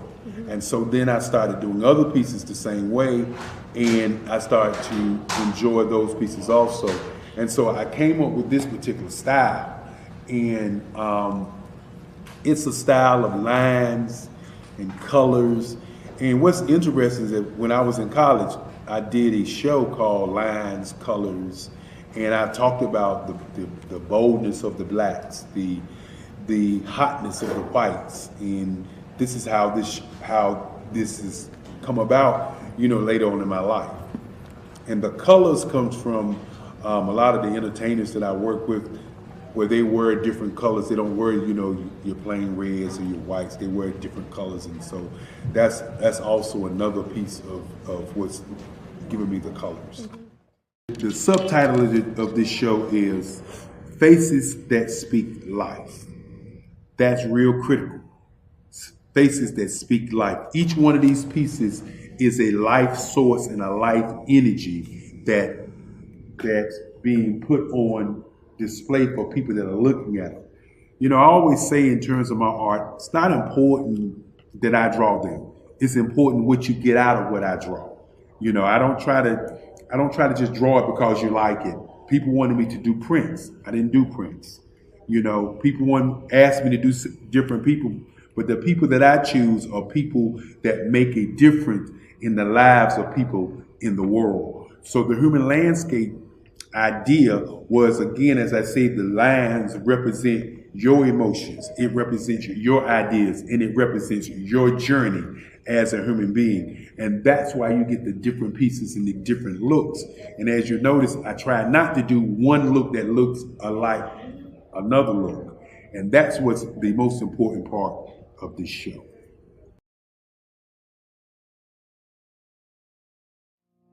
Did you know that approximately 333.34 million businesses exist today, according to a report from 2021? And you may be one of those businesses, or maybe you're not in the business market yet, but you're aspiring to be a business owner. Well, guess what? You're in the right place at the right time. Because let's face it, everything is about timing and opportunity. Hi, my name is Dr. Lotus Richey, and I'm the CEO and founder of the Lotus Richey Coaching and Consulting LLC, along with the Lotus Richey Ignite Show. 15 minutes of success with Dr. Lotus Richey, as well as books to boom your business and bring who you are. And today, I want to bring this amazing message to you about the Black Business Network and the Black Business Olympics. See, the Black Business Network and the Black Business Olympics is designed to help people just like you, that's right, that look like me, to take their business to the next level. Not just in your front yard or your backyard, but globally. The Black Business Network and Black Business Olympics is designed not to just help you survive, but to help you thrive. So join us today as we come together with businesses all around the world to support our students, our children, our young teens, our young entrepreneurs. What we do is we come together to help raise funds for students who are aspiring to be business entrepreneurs, who are aspiring and who are thriving in college. We endow them with a wonderful opportunity to gain scholarship of either a laptop or several thousands of dollars. And we invite you to help be a contributor to this amazing opportunity to help someone that looks just like you. So join us today at our website and let us connect with you and help you ignite and take flight in every area of your life on the Black Business Network and the Black Business Olympics. I'll see you on the other side.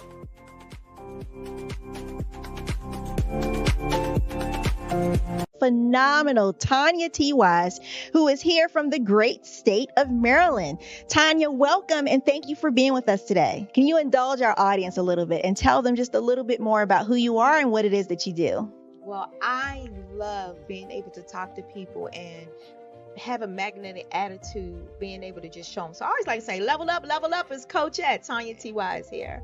So can you tell our audience, just give them a teaser about what your presentation will be about? So my philosophy is that we should all be living our dream life. So tomorrow I'm going to talk about how you start living your dream life. What are some of the things that you thought about in your childhood that you just kind of let go and dormant? Wow. And I want to reignite that and just give you some pointers and some tips, some tools, some strategies to be able to start living your best life now. And guess what, Wanda? And leave an inheritance for your legacy. Oh my goodness. Okay, I know that's resonating with a lot of people. I've heard that you have a dynamic coaching program. Can you tell us a little bit more about that? Absolutely. So our coaching program help people that have the lack of time, that lack strategies, and lack the confidence to go after their dream life. So we help them implement tools, we help them implement strategies, as well as give them resources so that they can live their best life now and leave that inheritance. Wow. Oh, I love that. I love the leave the inheritance part. Listen, you are dropping some major nuggets, and I know a lot of what you're saying is resonating with a lot of people, but I think we're all curious. How did you even make this transition into the speaking and coaching arena? What's the story behind this? So I started out in finance, and I realized that a lot of people don't necessarily go after their dream life because of the lack of finances or the education behind finances. But it wasn't until I lost my firstborn, my only son, that life changed for me. And where I was going after it all, living the corporate life, hit my 6-figure income and living in my dream house with my dream man, driving my dream car. I nearly lost it all when I lost my son. And so I realized it only takes one financial catastrophe that can change your entire life. That's what made me start All New Beginnings. Because no matter what's going on in life, there's a new beginning. And because of that, we develop a program called Wise Minded. My little slogan is, don't just dream it, let's live it. If they want to connect with you or work with you, what is the best ways for them to be able to do that? Well, for my social media guru, you can connect with me on every single social media platform as Tanya T. Wise.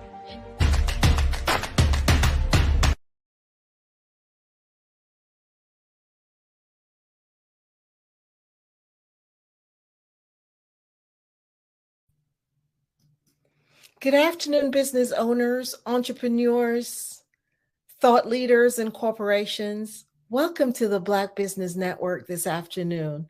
My name is Angela Baptiste, and I'm your moderator on the Black Business Network today. The Black Business Network is a 24-hour business network showcasing Black businesses, business owners, entrepreneurs, and thought leaders worldwide. We have speakers from North Carolina, London, Singapore, Africa, Japan, and cities all over the U.S. The Black Business Network is a global community sharing its business knowledge to empower, inspire, and educate businesses about business. Today we have our keynote speaker, Chanel Dickinson, who will be talking to us today. So I'd like to introduce you to Chanel. Chanel Dickinson, she's the CEO and founder of Chief Chanel Dickinson LLC, a company focused on empowerment and personal growth. With a successful career as an assistant chief of police for the Metropolitan Police Department in Washington, D.C., Chanel is a respected figure in her field. Understanding the power of the mind, she designs programs and platforms that channel women to shift their mindsets and perspectives. She firmly believes that with the right tools, every woman can achieve success in all aspects of their lives. Having grown up in a marginalized community and overcoming multifaceted trauma, Chanel draws on her personal experiences to create a company where girls and women can thrive. She's a trailblazer, in her own right and has developed strategies and programs that has propelled her law enforcement career, surpassing the obstacles faced by women in a male-dominated organizations. So I introduce you to Chanel Dickerson.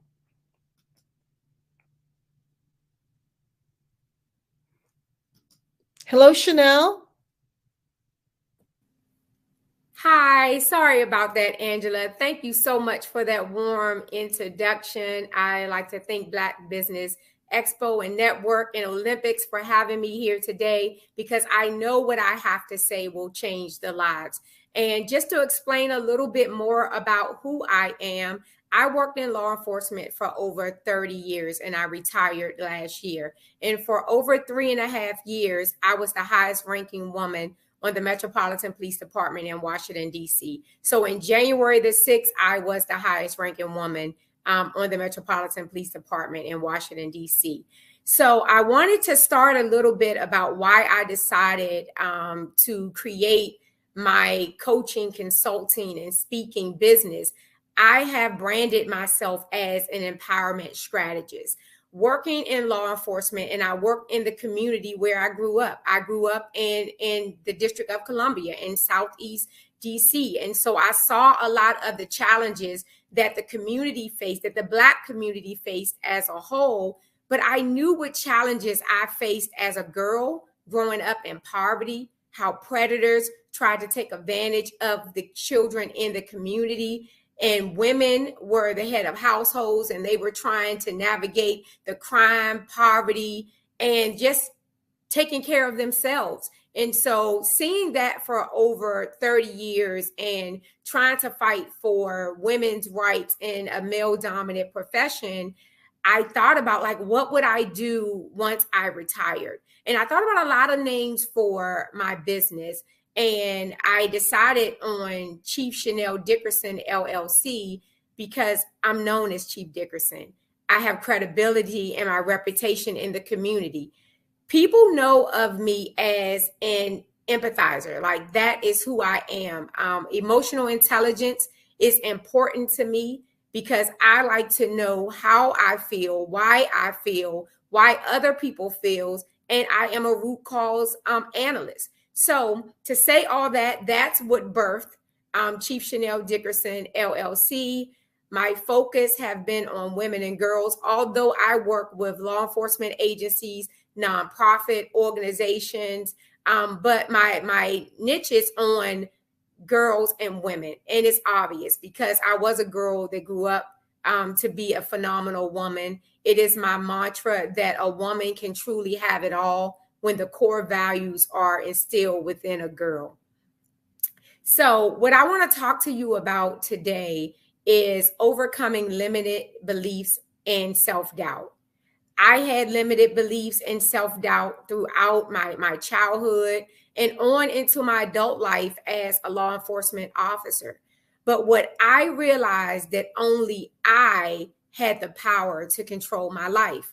And people had said about me years ago that I would not be successful in life because of the community that I grew up in. But I knew that I had to decide that my past doesn't define my future. So overcoming limited belief and self-doubt, you have to start with the mindset. And I talk about that a lot. The mindset is very powerful. I ran a marathon in 2009. And while training for that marathon, I had done a lot of research about marathon runners and what was required. And I trained running up to 19 miles, but a marathon is 26.2 miles before I became injured. And so the constant theme that I saw was the mind. They told me that at mile 20 that my body would deplete of all of the nutrients, but if my mind was powerful and if I believed that I could, then I would. So I held on to that from 2009 all throughout my career and now into my business. So I share that with you. The mind is powerful. The body will follow the mind. If your mind say, I can, I will, I must, your body is going to step up to the task. So that's the first thing that you have to control, the thoughts in your mind. Challenge the negative self-talk. The part of our brain automatically goes to, there's a part of our brain that automatically goes to the negative self-talk, to believe or thoughts, to believe that we cannot achieve all the things that we were destined to be. So you have to focus on the small achievements, the small wins. You have to focus on those and say, like, you break them down into manageable sections. Like if you have a goal, you break it down into manageable sections. So when you achieve a small part of it, then you celebrate, because that process, you process that in your brain that I have done something good. So you got to counter the negative talks. Also, you have to plan ahead for whatever it is that you want. Set short, mid, and long-term goals. Because when I think about like where I want to be in the next 6 months, and then the next year or two, or the next 5 years, like you have to write those things down. But I caution you not to go too far, right? Because if you are a person that's struggling with limited beliefs and self-doubt, you already believe that you can't. So looking 5 years from now, you can't even imagine what you're going to do tomorrow. So you definitely don't want to project what your life is going to look like 5 years from now. So start small. Get a piece of paper or take the notes section in your phone and just say, where list 3 things. Like, where do I want to be? What 3 things I want to accomplish in the next 6 months? And then think about one thing that you're doing right now that will keep you from achieving those 3 goals. So you need to remove something out of your life. It may be people, places, or things, whatever that is. It may be one thing you need to move out of your life. It may be several, but let's just focus on one. And then look at what is the one thing that you need to do differently to be able to achieve that. For example, if you want to buy a new car, maybe your spending habits, you have poor spending habits. So you need to save more money to be able to buy a new car. So just being intentional about what it is that you want and being strategic about it. Because what happens is sometimes we are paralyzed by fear. I've seen this, in the Black community. It's not all it is exclusive for the Black community. But because I grew up in the Black community, I understand some of the challenges that the Black community have. And sometimes we're paralyzed by fear. We allow fear to creep into our heads, and then we do not believe that we can be successful. And what that also does, and I saw it in my career in law enforcement, and I will refer back to that because spending 30 years, I spent the majority of my adult life in law enforcement. So I know a lot about people and interacting with people, and I want to help those communities. I want to continue to serve those communities, but also take my business globally, because I know the needs in Washington, D.C. are the needs all around this world. So when I talk about what to do next in reference to the self-doubt, is when you think about what is it that I want to do, right? What is it that the fear is keeping me from doing? And so you think about, do you want to finish your college degree? Do you want to change jobs? But the fear is paralyzing you and you feel like you can't do it. And so what happens when that fear paralyzes you? Sometimes jealousy and envy creeps into your head because you see your friend, your family, your neighbor, your colleague, they're thriving in their education, in their careers, finances, relationships, and you are looking at your life with a negative comparison because you're comparing where you want to be or where you feel like you should be, but you're not putting in the work. So the other part of limited beliefs and self-doubt is own your own part in your life. Because what we often do is we always blame someone else. Like, I get it. My childhood was not the greatest, but I cannot stay stuck in where I was in my childhood and not succeed in life. And so the one thing that I realized early on that I had no control of is the family I was born into. Now, I love my family. My parents did the best they could for me. My mom actually was a single mother, and she did the best she could. But I couldn't control that. But I could control what was next for me. And so that's what I want to say to all of the viewers is only you can stop you. What is it that you want to do? Visualization is key. You have to be able to see where you want to go or what you want to have. Write it down. Get a journal. Go back to the journal to be able to look at it and see where your progress is and what you need to do things differently. Do not be afraid to pivot. Pivoting is key when you're on the wrong track. And sometimes in life, and I know this has happened to me, I have come to the fork in the road where there was a fork on the left and the right, and you choose one path and you get halfway down and you realize that that path is not working out for you. Don't be afraid to turn around and try a different path. And that's what happens. Some of us get into careers that we're not passionate about. It's not our purpose. We just go there to make money. We're unhappy every day. And we have all of these ideas that are just stowed away in our brain, and no one ever realizes our full potential. So I say to you to focus on that and be intentional about that.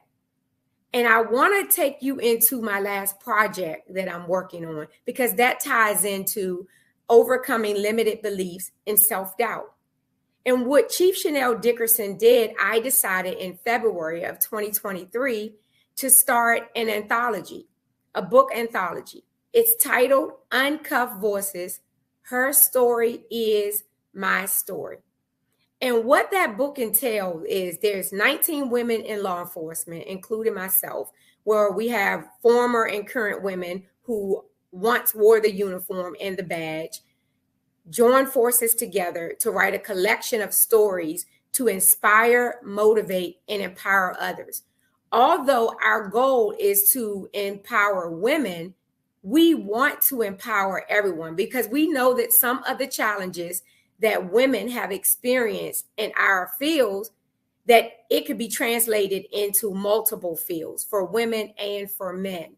And so that book launched last Friday, and it became a #1 bestseller on Amazon and #1 bestseller in 11 categories and bestseller in 23 categories, and also #1 international bestseller. And that is huge for me because I saw with the 18 other ladies that some of them were trying to overcome limited beliefs and self-doubt. So it takes me to this point that mentorship, influencers are important, positive influencers. So ask yourself, who is in your core group? And I ask the question with women often, is your circle of women a group of people who would mention your name in a room full of opportunities? Will the women in your group mention your name in a room full of opportunities? If not, you need to find a new group. When self-doubt kicks in and you think that you can't do it, you need to have a mentor, someone who believes in you, to be able to tell you that you can do it. I keep using the word intentional because you have to be intentional and you have to plan in order to be successful.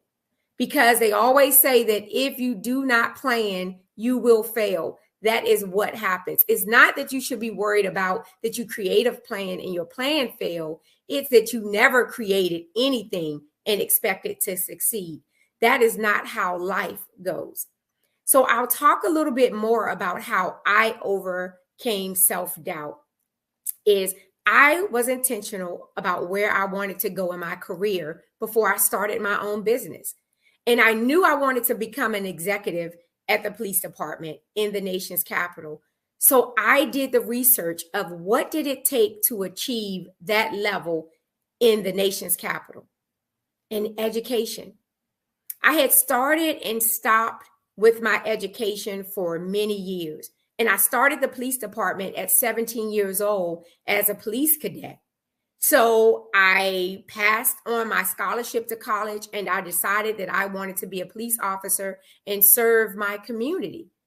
So I did not go back to school. I worked the job and ascended the rank to sergeant. And one day I was passed over for a promotion. And I was wrongfully passed over for a promotion. And I decided at that moment that only I could control my destiny. And so what I decided to do is go back to school and finish my undergrad degree, because what I knew is they could not take away my education. And so those were one of the tools that I used to overcome my limited beliefs and self-doubt, because I have to admit, going into a room with other people with degrees, sometimes you feel like that you don't belong.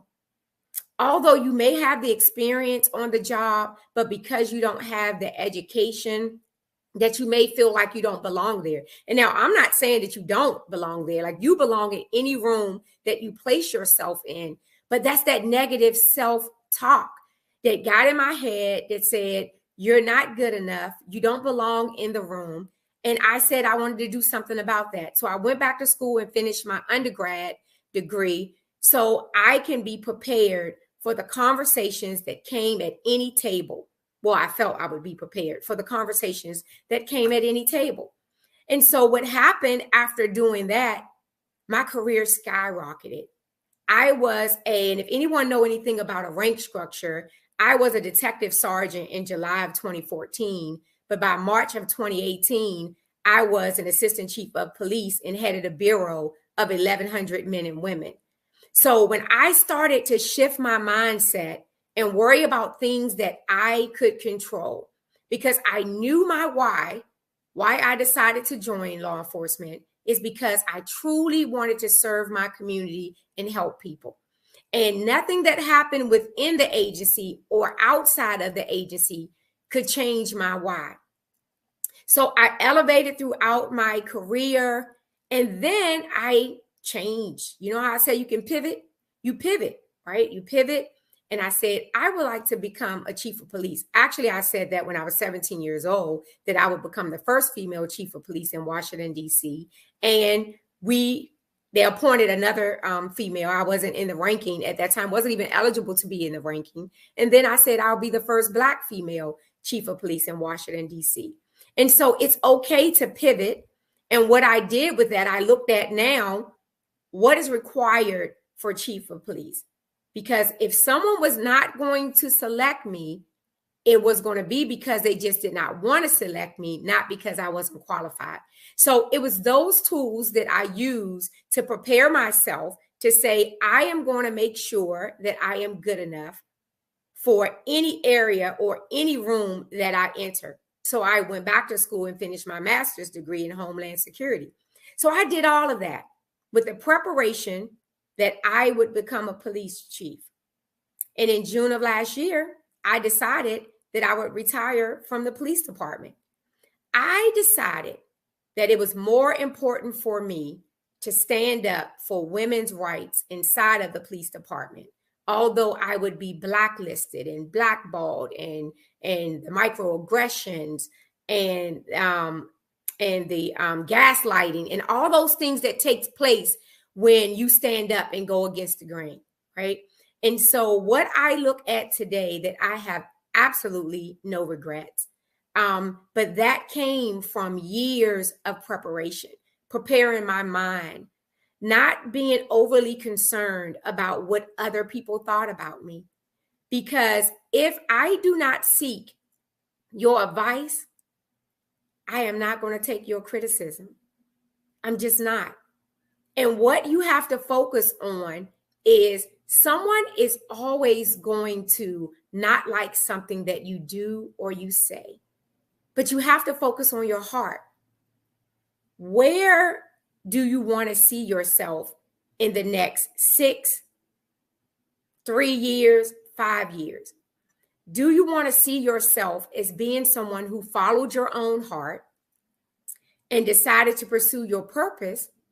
Or do you want to be someone who decided to either not fulfill your dreams because you're worried about what other people may say or think about you?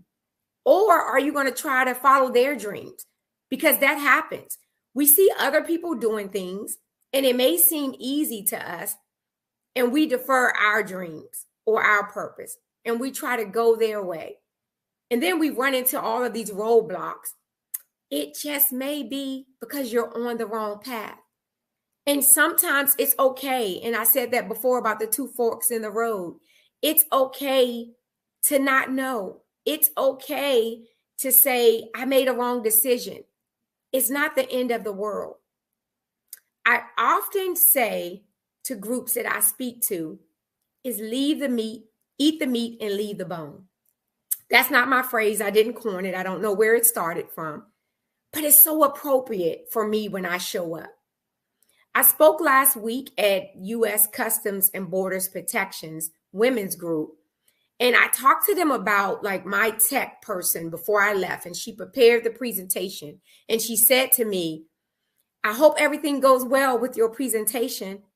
And of course, when we got there, nothing went well. There was technical issues for the first 15 minutes of the presentation, but I was able to adapt. And I told the group that when my technician said, I hope your presentation goes well, my response was, I know it will. And she paused and said, wow, that's a great mindset. And I said, it has to be, because if I show up to give it my all and do my best, that's all I can do. And what you need to know is that your best will change from moment to moment. If a day you're not feeling well, if you lost someone in your family, maybe your job is just enormously stressful with all of these deadlines, maybe your performance may alter a little that day. But show yourself some compassion and give yourself grace. And know that you still can live to fight another day. That day does not decide who you are. And you just get back into the race.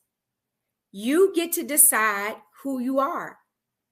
I often talk about how we define who we are and we determine how people treat us.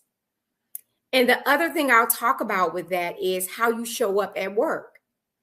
How you show up at work, if you do not prioritize family, friends, all of the other things that are important to you, your job, your career is not going to do that for you either. You determine. So what I found with myself is I would always take calls after hours, even before I was required to do so. I sacrificed a lot of family engagement. And what happened is that caused burnout. I didn't even understand what burnout looked like. I was experiencing the lack of patience, the sleeplessness, the gaining weight and not eating healthy. Like all of these things was happening to me, and I didn't like the person who I had become. And I felt like I was regressing. I had made so much progress with limited beliefs and self-doubt. And I felt like all of a sudden, one thing happened in my life and it was changing the way I viewed myself. So I'm letting you know here today that just because you may be on the right track, just know you could be only a couple of seconds away from reverting to who you are. But mindfulness and self-awareness is crucial in order for you to bring yourself out of it. You just have to know in life what things affect you. What's your sources of stress? Can you remove them? Can you minimize them? So there's a lot to take in with what I've said. I know I've said a lot, but it's important in reference to for your mindset to be clear on what you need to do in life.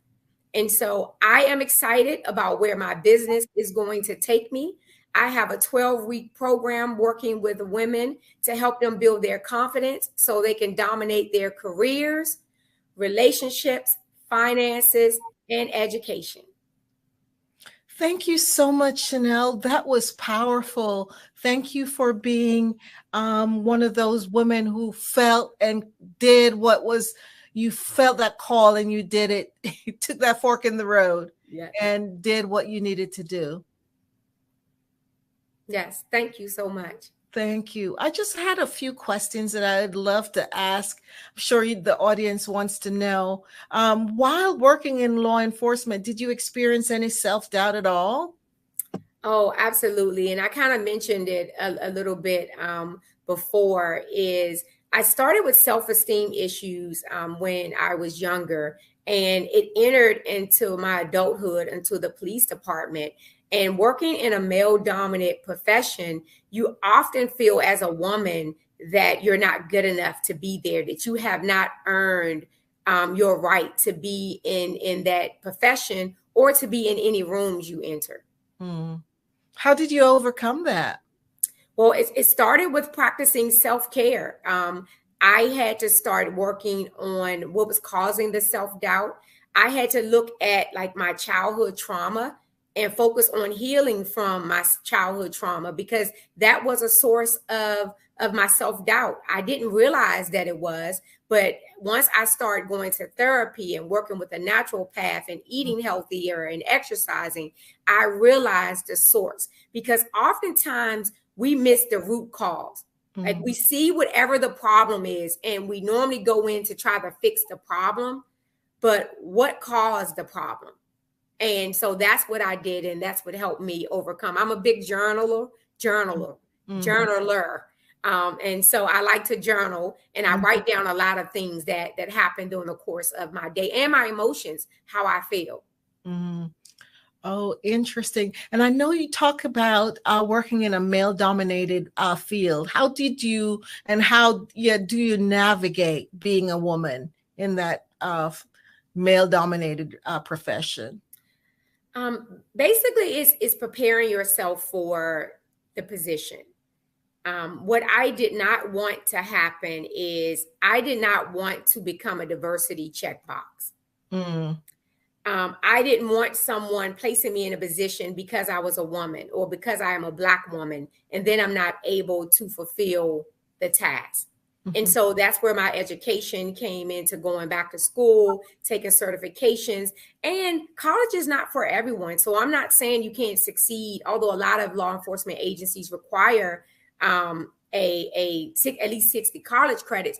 But I am an avid learner, right? Always continue to read and learn something new. So when you're in the room with other people, that you can speak intelligently about any topic that you want to talk about.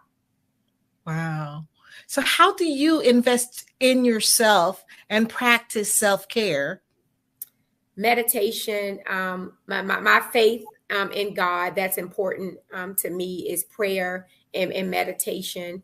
And I respect that everyone that I work with may not share the same beliefs that I do. So in my program, I focus on the meditation and taking time out for yourself every day, and the 15 minutes of exercise. I tell everyone to start with 15 minutes, because we all have 15 minutes that we can walk for 15 minutes. We can do some form of exercise for 15 minutes. And once you start doing that, the consistency kick in, the discipline kicks in, or because you won't always be motivated.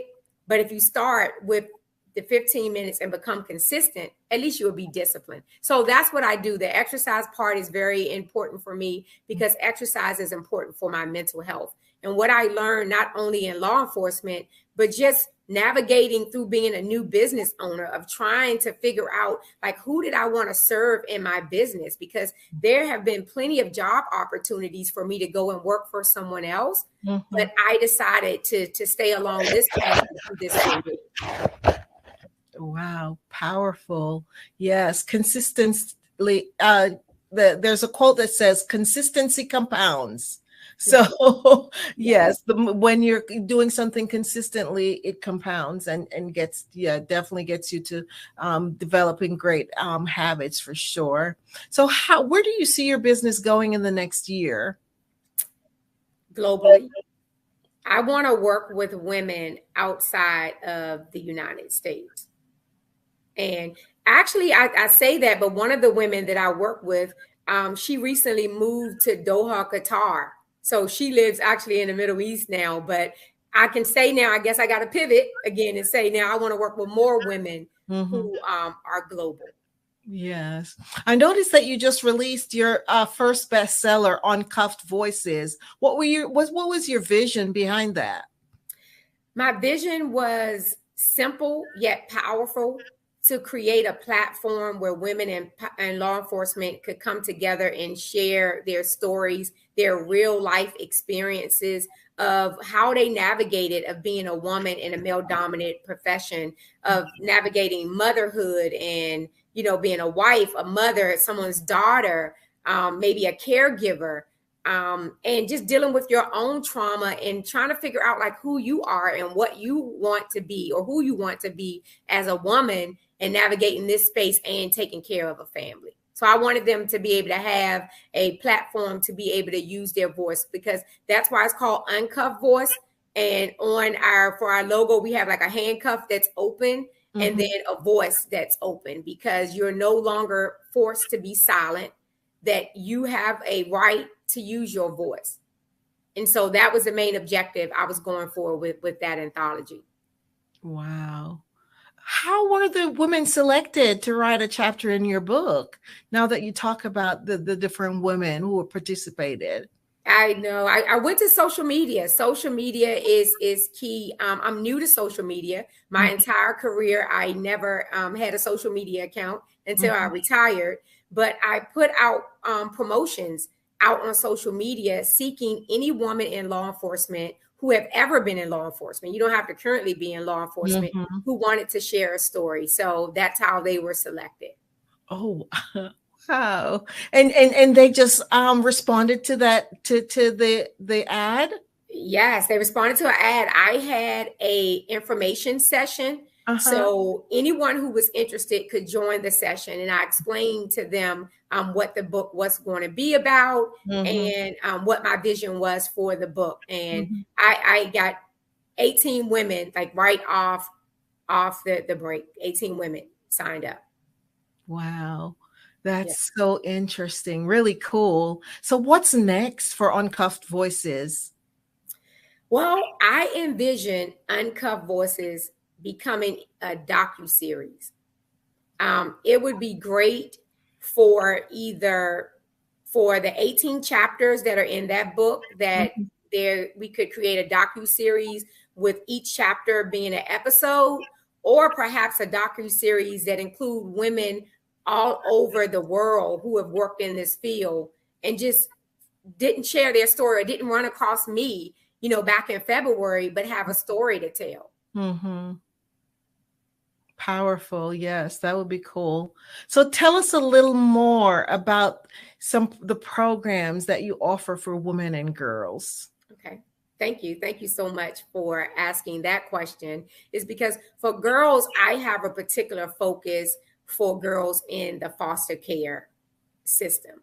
Because what I learned during my time at the police department, and I started back in 2017, a missing person campaign, and it made national news. A lot of the celebrities were talking about it because a lot of Black girls were missing in Washington, D.C. So that was my campaign. And what I wanted to do then is to bring awareness that a large number or a large percentage of Black girls were being reported missing. And I wanted to make sure that they received the same level of media attention and investigation. And so what I found is girls and boys, but it's children in the foster care system are vulnerable.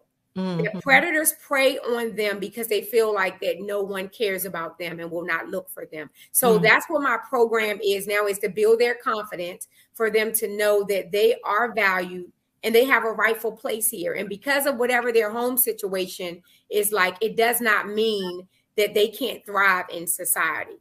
So that's what the program is for girls. It really all starts in the mind. I kept focusing on that, but I'm telling you, if your mind tell you you can't do it, you will not do anything in life.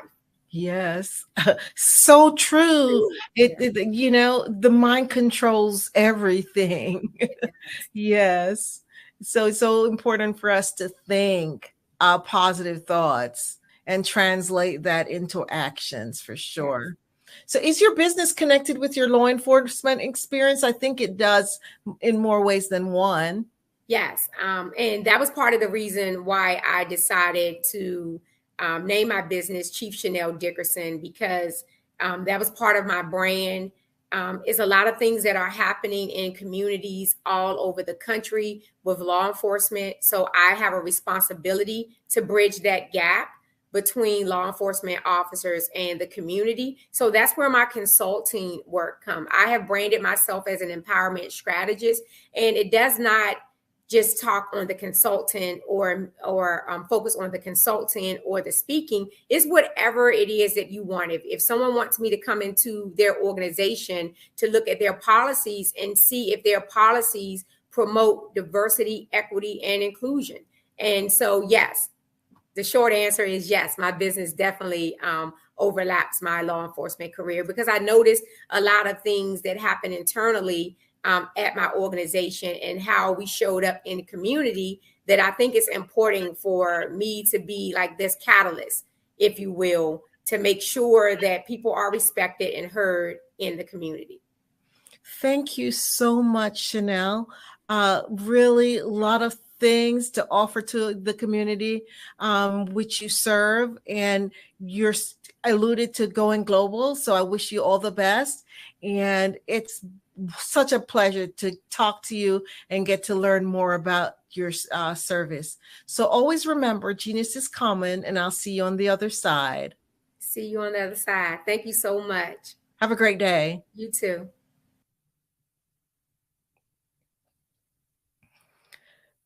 The Black Business Expo's mission is to raise funds for high school seniors going to college or K through 12. This expo is a fundraiser for students. You may go to the www.blackbusinessexpousa.com to donate to the scholarship fund, or use the Cash App $BBX USA. Our goal is to give laptops and up to $5,000 to 10 students. Students can register online at www.blackbusinessexpousa.com. Every dollar counts. So we want to remind you to donate to the scholarship fund. We want to thank our Black Business Expo USA sponsors for this month, August 2023.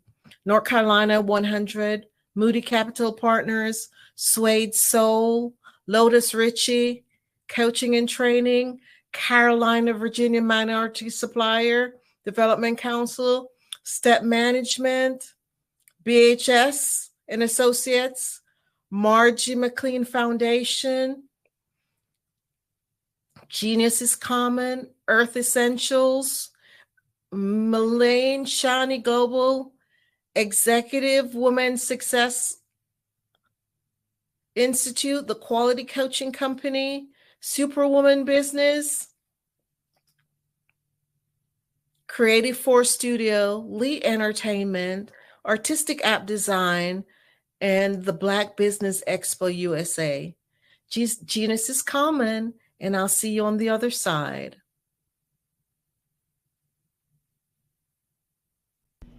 Why do I do what I do? You know, my life coach asked me that a few years ago. And she said, Tony, what's your why? And I told her, and she said, girl, you've already accomplished that. Perhaps you need a new why. Hi, Tony Harris, Amy Hoydu with Say It Said Marketing, one of your students. And just wanted to say thank you, Tony Harris, for spending so much time with me and giving me that boost in my business that I so drastically needed.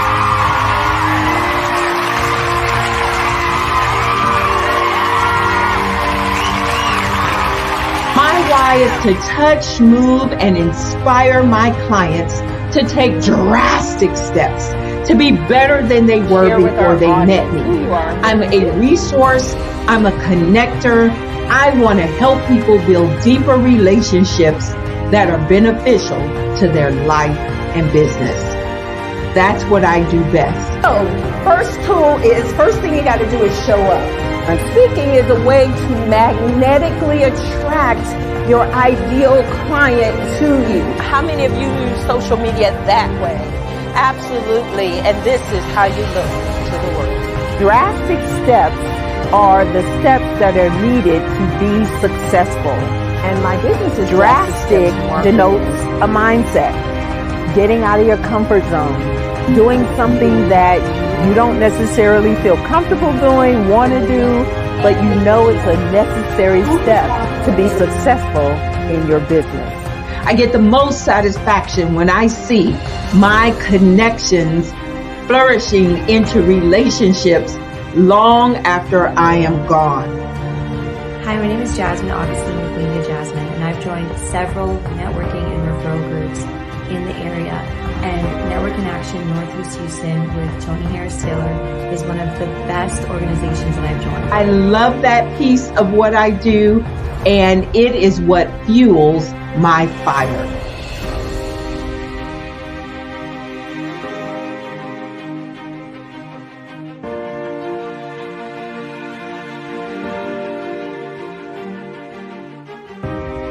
My name is Tony Harris Taylor, saying take a drastic step today for a fantastic tomorrow.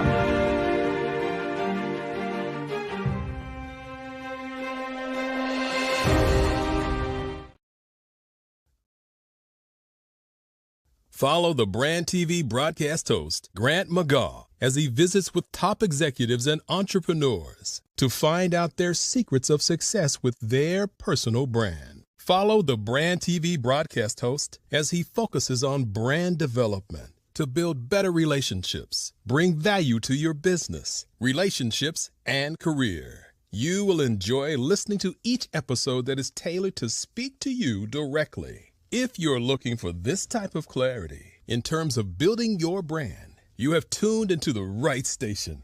Each episode will help you to shape a conversation in the 5-star BDM network of 20,000 professionals and become a springboard for your corporate engagement and business opportunities. Each guest will frame their story in the areas of personal branding, business development, career development, financial empowerment, and technology innovation. Grant McGaugh explains why he is the CEO and owner of his own professional career. Grant is an accomplished business leader and entrepreneur who wants to give back to individuals to grow their personal brand strategy. Tune in as he weaves his story about new possibilities, while to you exceed expectations. If you love storytelling, this show will make for fun.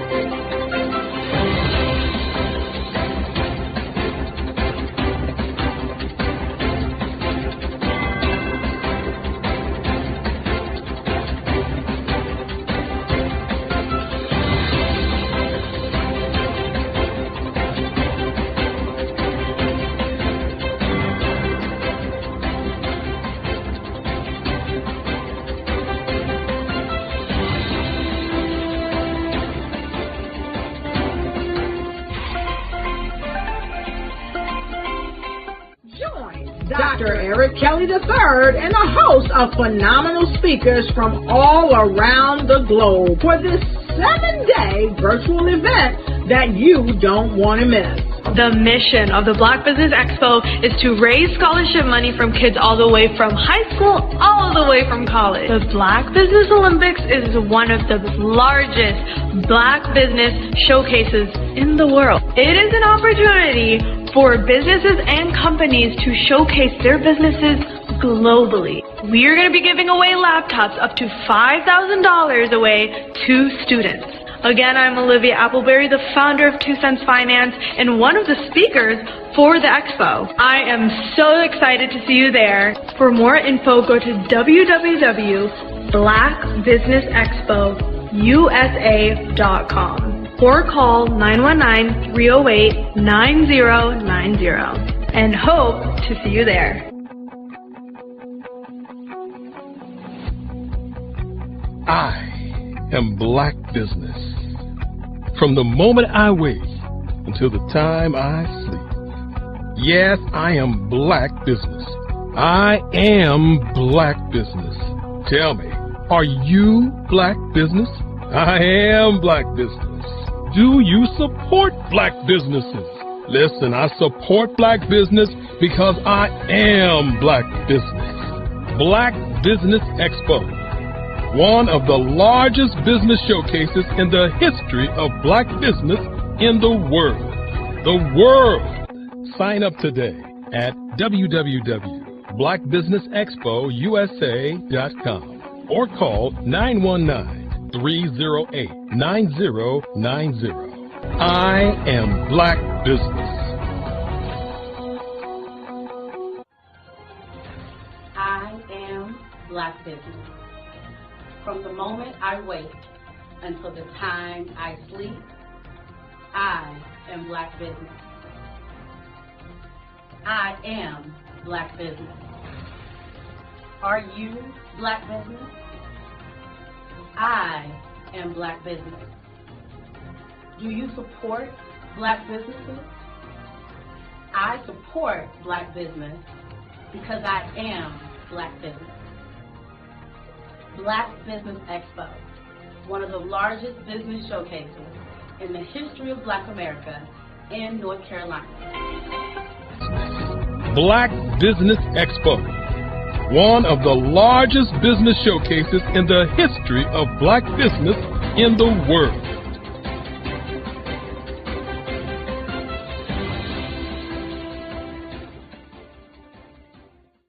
Over the past few years, we've seen the growth of existing and new initiatives focused on financial inclusion, building global networks, and reducing the wealth gap in response to the idea there's not enough seats at the table. Whether their outcomes are to increase the representation of Black executives on corporate boards, ensure an inclusive global economy, or to create new U.S. African commercial pathways, the strategies are often carried out by separate programs. The question is, should they be?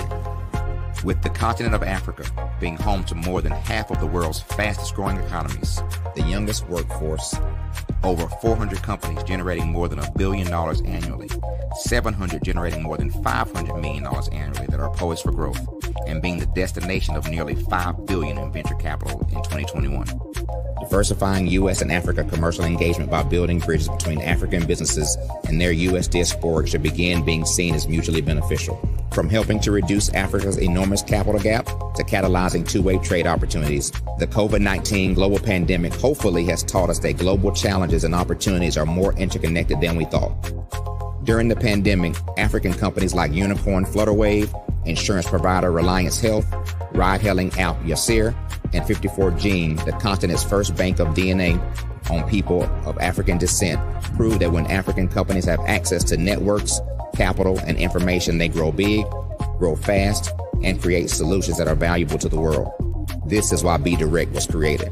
We are the first U.S.-based but African-centric board preparedness and board search company designed to connect U.S. Black talent and corporations to African businesses. Unique and fundamental to Be Direct's success is our process of helping board candidates adapt their experience and networks to an African context before they're connected to high-growth companies that are looking to locally and globally scale. From our focus groups with African business execs and government leaders, we don't ignore the sentiment that business is easy, but people are hard. Having a pool of board candidates with hard-to-access networks and extensive experience across the business life cycle, including successfully raising capital, is table stakes for an initiative like this. So yes, we have that. But corporate or entrepreneurial success in the U.S. does not guarantee success in Africa. Developed alongside industry partners on the continent, our training program, Be Direct Prep, is designed to transpose their experience to create cultural comfort, understanding, and a commitment to helping businesses in Africa scale. Our board governance sessions are African continental and country specific. integrated with cultural awareness and dexterity training. Masterclasses led by African industry execs and mentoring and coaching from African continental-based facilitators. But even more unique to Be Direct Prep, we cap off our training program with an immersion trip to help candidates that have not been to Africa before see and feel Africa's complexity and opportunity from African soil. We all know traditional network-based board placement has historically left a lot of us out of ever really being in the paid board pipeline. Our strategy supports the work of many great organizations that are successfully filling seats at U.S. board tables by creating more tables for those that are still left on the sideline. It's time to start seeing the role and value of U.S. Black talent and businesses on the continent of Africa differently. Old perceptions and habits limit economic inclusion. Let's transition Black talent and the African businesses they will support from the periphery of the global economy to its core. Living in a global lockdown, we all know now how fast local and global economies can change and see the value of having businesses that hire, strengthen local value chains, and even grow globally. Status quo in any form holds back progress.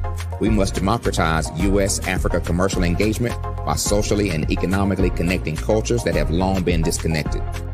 It's time for Africa's U.S. diaspora to redefine their global value by helping African businesses scale continentally and globally.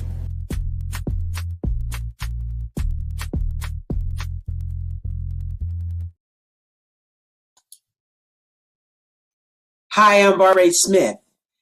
Genius is common. My genius is executive coaching and professional corporate training. As the master executive coach and corporate training ambassador for the Genius is Common movement, I help business owners craft their stories in such a way that you know exactly what they do, what they have, and what they bring to the table. Many times as business owners, we are asked, so what do you do for a living? And we could be crushing in our businesses, but we're not quite sure exactly what to say in a short amount of time. Well, I help you take those stories that are the reason why you're in business and why you're so passionate about your business and craft them in such a way that people are drawn to you as opposed to being repelled by you. Because every conversation, every time you talk to someone about your business, you are excited about it. But are you really conveying what you do, what you have, and what you bring to the table? And do really people understand why you care so much and why they should care that you have the solution to their problem? Well, I'm here to help you with that. As a master storyteller, I can help you with your stories and spin them in such a way that they are intriguing and fascinating. People want to listen to you talk about your business. That's why at the Genius is Common movement, I am the master executive coach and professional training ambassador. That's my genius. And genius? Oh yeah, it's common.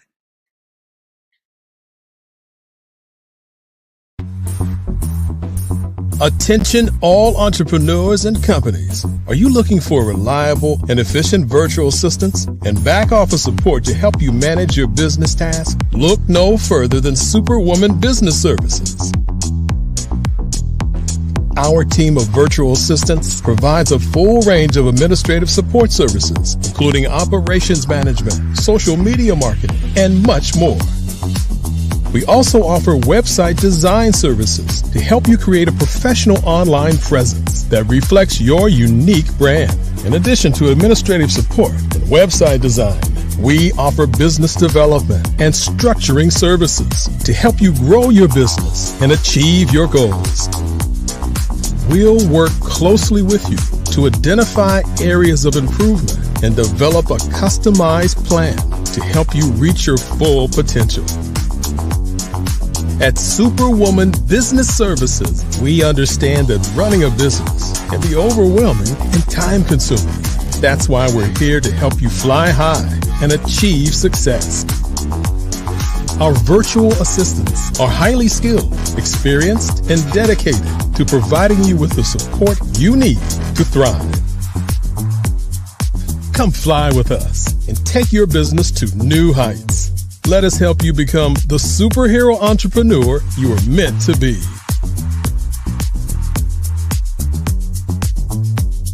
Contact Superwoman Business Services today to learn more about our back office support services.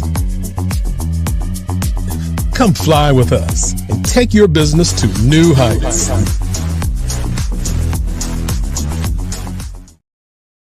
I was born in a little village on the island of Haiti. Many deadly diseases pounded me.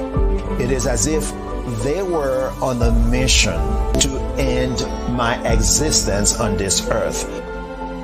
I refused to give up. In 1983, I left Haiti and came to the United States of America. And I came with $5, 2 shirts. I didn't speak any English. I came to Atlanta. I got a job. I was a doorman. I was a doorman with a dream. What I used to come on stage. I'd rehearse this moment that I'm standing in front of you. That's the power of a dream. Maybe today is the day you begin acting as if you already have it. And then step out with full force. Take a risk. No condition is permanent. Don't let your situation distract you. You are chosen. You are called. You are born for a purpose in this life.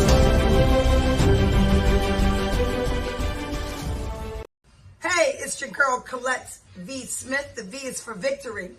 My mama would tell you the V is for Veronica, but it's Colette V. Smith, the NFL's first African-American woman to coach in the history of the National Football League, by way of being the first female in 2017 to coach in New York Jets franchise history. Today, I'm the founder of Believe in You Incorporated. Believe in You Incorporated. I got here because I didn't limit myself. I started thinking freely, living life freely. Don't limit yourself. Unleash your power, the power that God created you to be and to have. I got here because I didn't just follow a path. I created my own. You can do the same thing. You know why I know this? Because genius is common.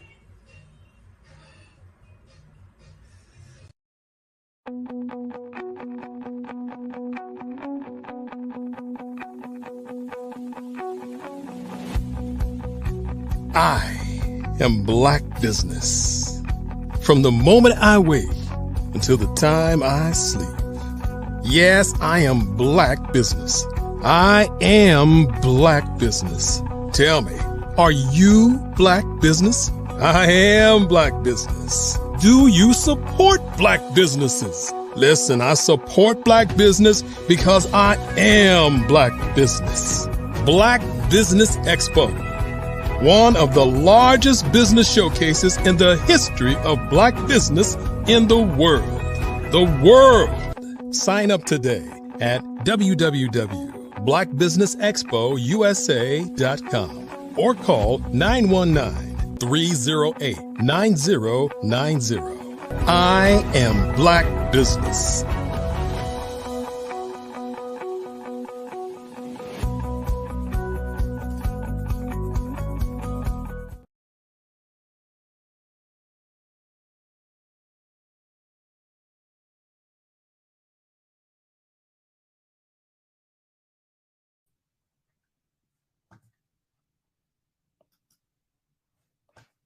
Good afternoon,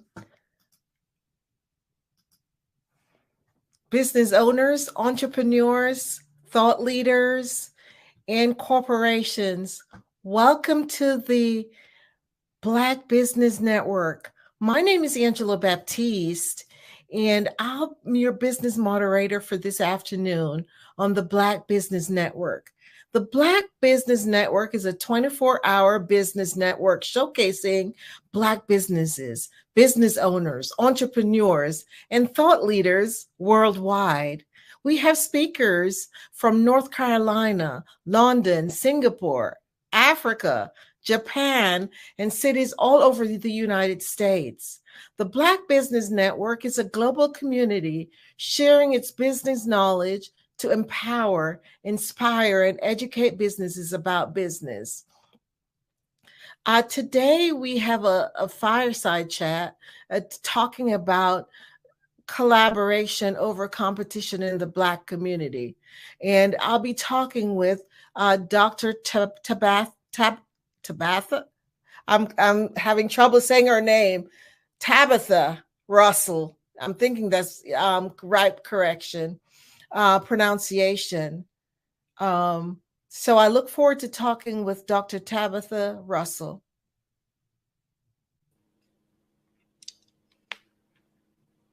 Dr. Tabitha, welcome to our show today. Thank you so much for having me on today.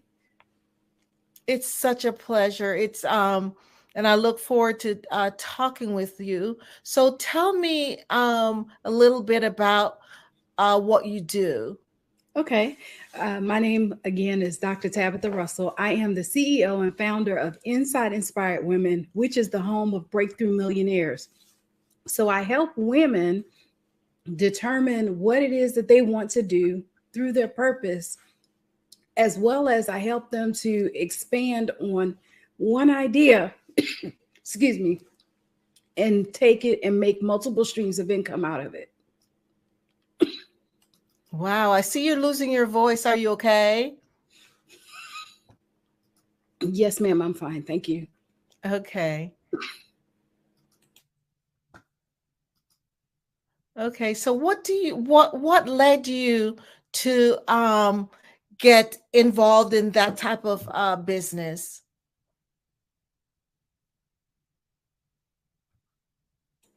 What led me to doing this was that I went through a season where I literally lost everything. I've been a business owner for well over 20 years, and I thought I knew some things. I thought I had things all together, as well as because I had been out there in the industry so long, seemingly things were not going as planned. I took on a business partner at one point, and with me doing that, I made one decision and lost $500,000 through that one decision. And so with that, I literally had to pick myself up and start all over again. I lost my house. I lost my car. I had 4 small children at the time. And seemingly it was a really hard process, but I made it through. Wow. What did you learn from that? So with that, I went through several different transitions. One was that I needed to be able to get my mindset together. Through all of that, a lot of times going through something like that, it will cause you to seemingly have doubts that it could be done. It would cause you to have fears around the possibility of even have a remotely little bit of success. So for me, through that process, I learned that I was stronger than I gave myself credit for, as well as there were times where I looked around in my circle and there was nobody that I could turn to. But through collaboration, it led me to someone that knew just a little bit more than I did, that helped me to be able to change the trajectory of my business, as well as my thought process around going through all of this. Wow. So it made you a stronger person. Oh, absolutely. And that's where I got the concept of collaboration over competition, because one of the things that I realized is that in competition, or in collaboration rather, we have the opportunity to change the landscape, change the face of our thoughts. We have the opportunity to now link with somebody that could help us to accelerate our process. And let's face it, history tells us that a lot of times we don't see a lot of this going on for whatever reason. Because of the way that things have gone in the past, people are very leery of trying to hook up with someone else in order for them to be able to learn things necessary that they need in order to take them forward. However, because I was hungry, because I still believed in the whole thought around being a successful entrepreneur. I wanted to still hang in there and give it a shot. So one of the things that I did was listen to the instructions that I was being provided at the time. Because let's face it, success was not something that I grew up around, that as far as entrepreneurship was concerned. And so therefore, I was basically on an uncharted course by myself, first of all. And then now I'm out here and I'm faced with this tragedy of losing everything. I literally had to figure out what I was going to do. One of the things that I knew that I could do, because I left corporate America to be an entrepreneur, I knew that I could go back, at least make six figures, get some benefits, and start all over again. So I tell people that sometimes even in your process, if you have to go back and redo some things and restructure and then launch back out, do what you have to do. But let your story be your story and not sometimes look at other people. So I learned that through collaboration in itself, that it can be a powerful tool. Wow. I could imagine how devastating that is. But, I love how you talk about it, because failure sometimes, failure, it depends on how you look at failure. Because when you've experienced it, and if you look at it, as you said, like a learning experience, and say, okay, how do I grow from that position? Then you come back stronger and better, right? Yes, absolutely. It allowed me to really go back to my grassroots, go back and rebuild my foundation.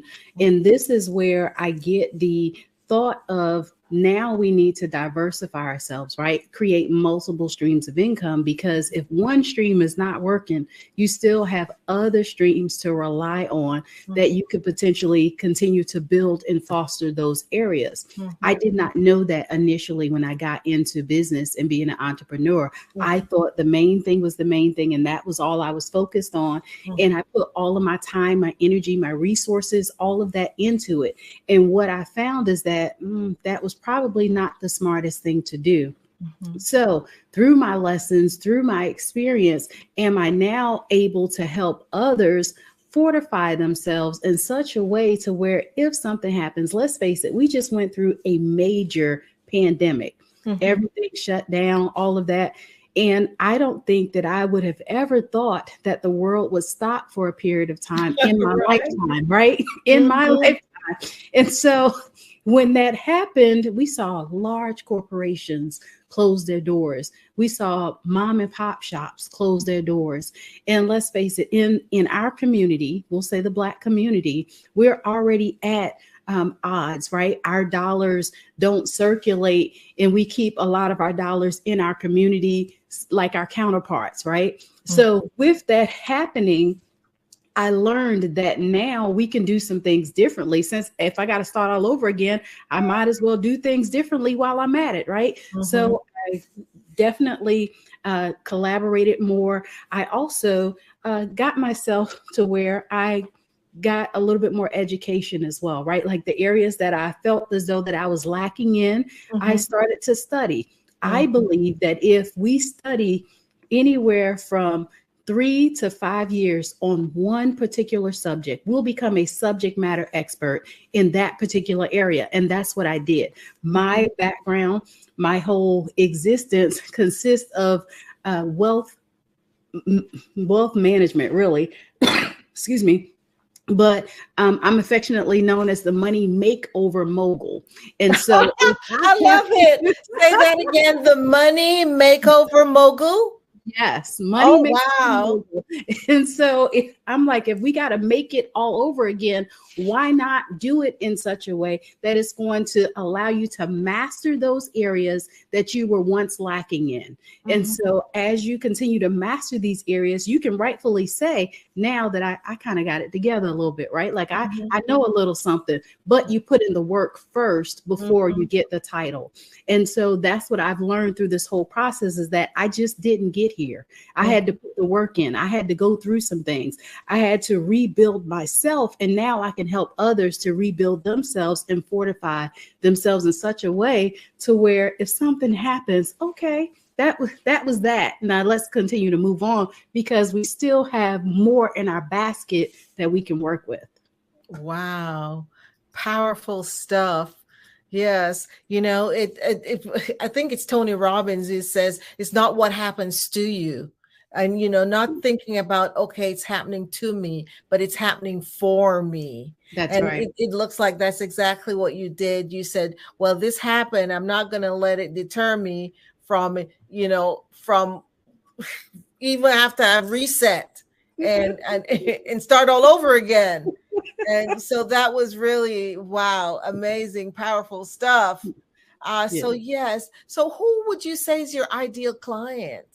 So my ideal clients are, I would say, I call them business savvy women who are looking to either start their business or expand on their business. Now, quite often, I will say all of us have a purpose, and whatever our purpose is, we have a tendency to be innately good at that.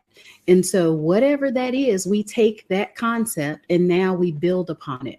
But we just don't go out there and say, ooh, that looks good and that looks good too. No, we start with one idea, one concept, and then we build on it. So I take them through a process of determining what that is, first of all, and then making sure that we can set it up for success. So walk me through what the first session would look like. Okay, so basically, I like to start with the vision of why it is that you want to do this particular type of business. And a lot of people say, well, yeah, well, I have a vision. Okay, so tell me about this vision. And as we continue to unfold it, does it involve self-care? Does it involve community? Does it involve expansion? Does it involve creating a legacy around whatever that business is? Because let's face it, a lot of us say that we want to be in business. However, we're more concerned about the money that we can make from the business as opposed to doing and committing a service and or either a product that brings value to the marketplace. And so because sometimes people are so enamored by the money that they can potentially make in that business, I take them back and say that money becomes a backseat. I had the privilege of writing a book. I divorced my money and married my mindset. And so the reason why I wrote that book, the reason why I wrote that book is that people see the bright, shiny object in the room. They see the money first. However, money is only a byproduct of you being able to give good products and services to those that you serve. So if we now set our vision up to where we serve people first, that money has no other choice but to be attracted to you because people will pay you for good service. And I always say, imagine this. You go to a restaurant, you order your meal. Most of the time, we're going to put somebody on the clock, right? We're going to watch them to see how long it takes for them to greet us. We're going to look and see how long it takes them to bring us our drinks. And more importantly, how long it takes them to bring us our food. And so our businesses are the same way. How long does it take for somebody to turn over to become a customer? Most people say that it takes about 7 touch points. Well, what happens if you can now make those touch points 5 or you can make it 3? You just now increased your life cycle of a customer in such a way, or shortened the span of a person coming from just a spectator to a customer, and now you can turn them over. So in our first session, we talk about what that looks like from short term to long term, and we build upon it. It's similar to a process of like creating a life book, for example, but also does that include collaboration?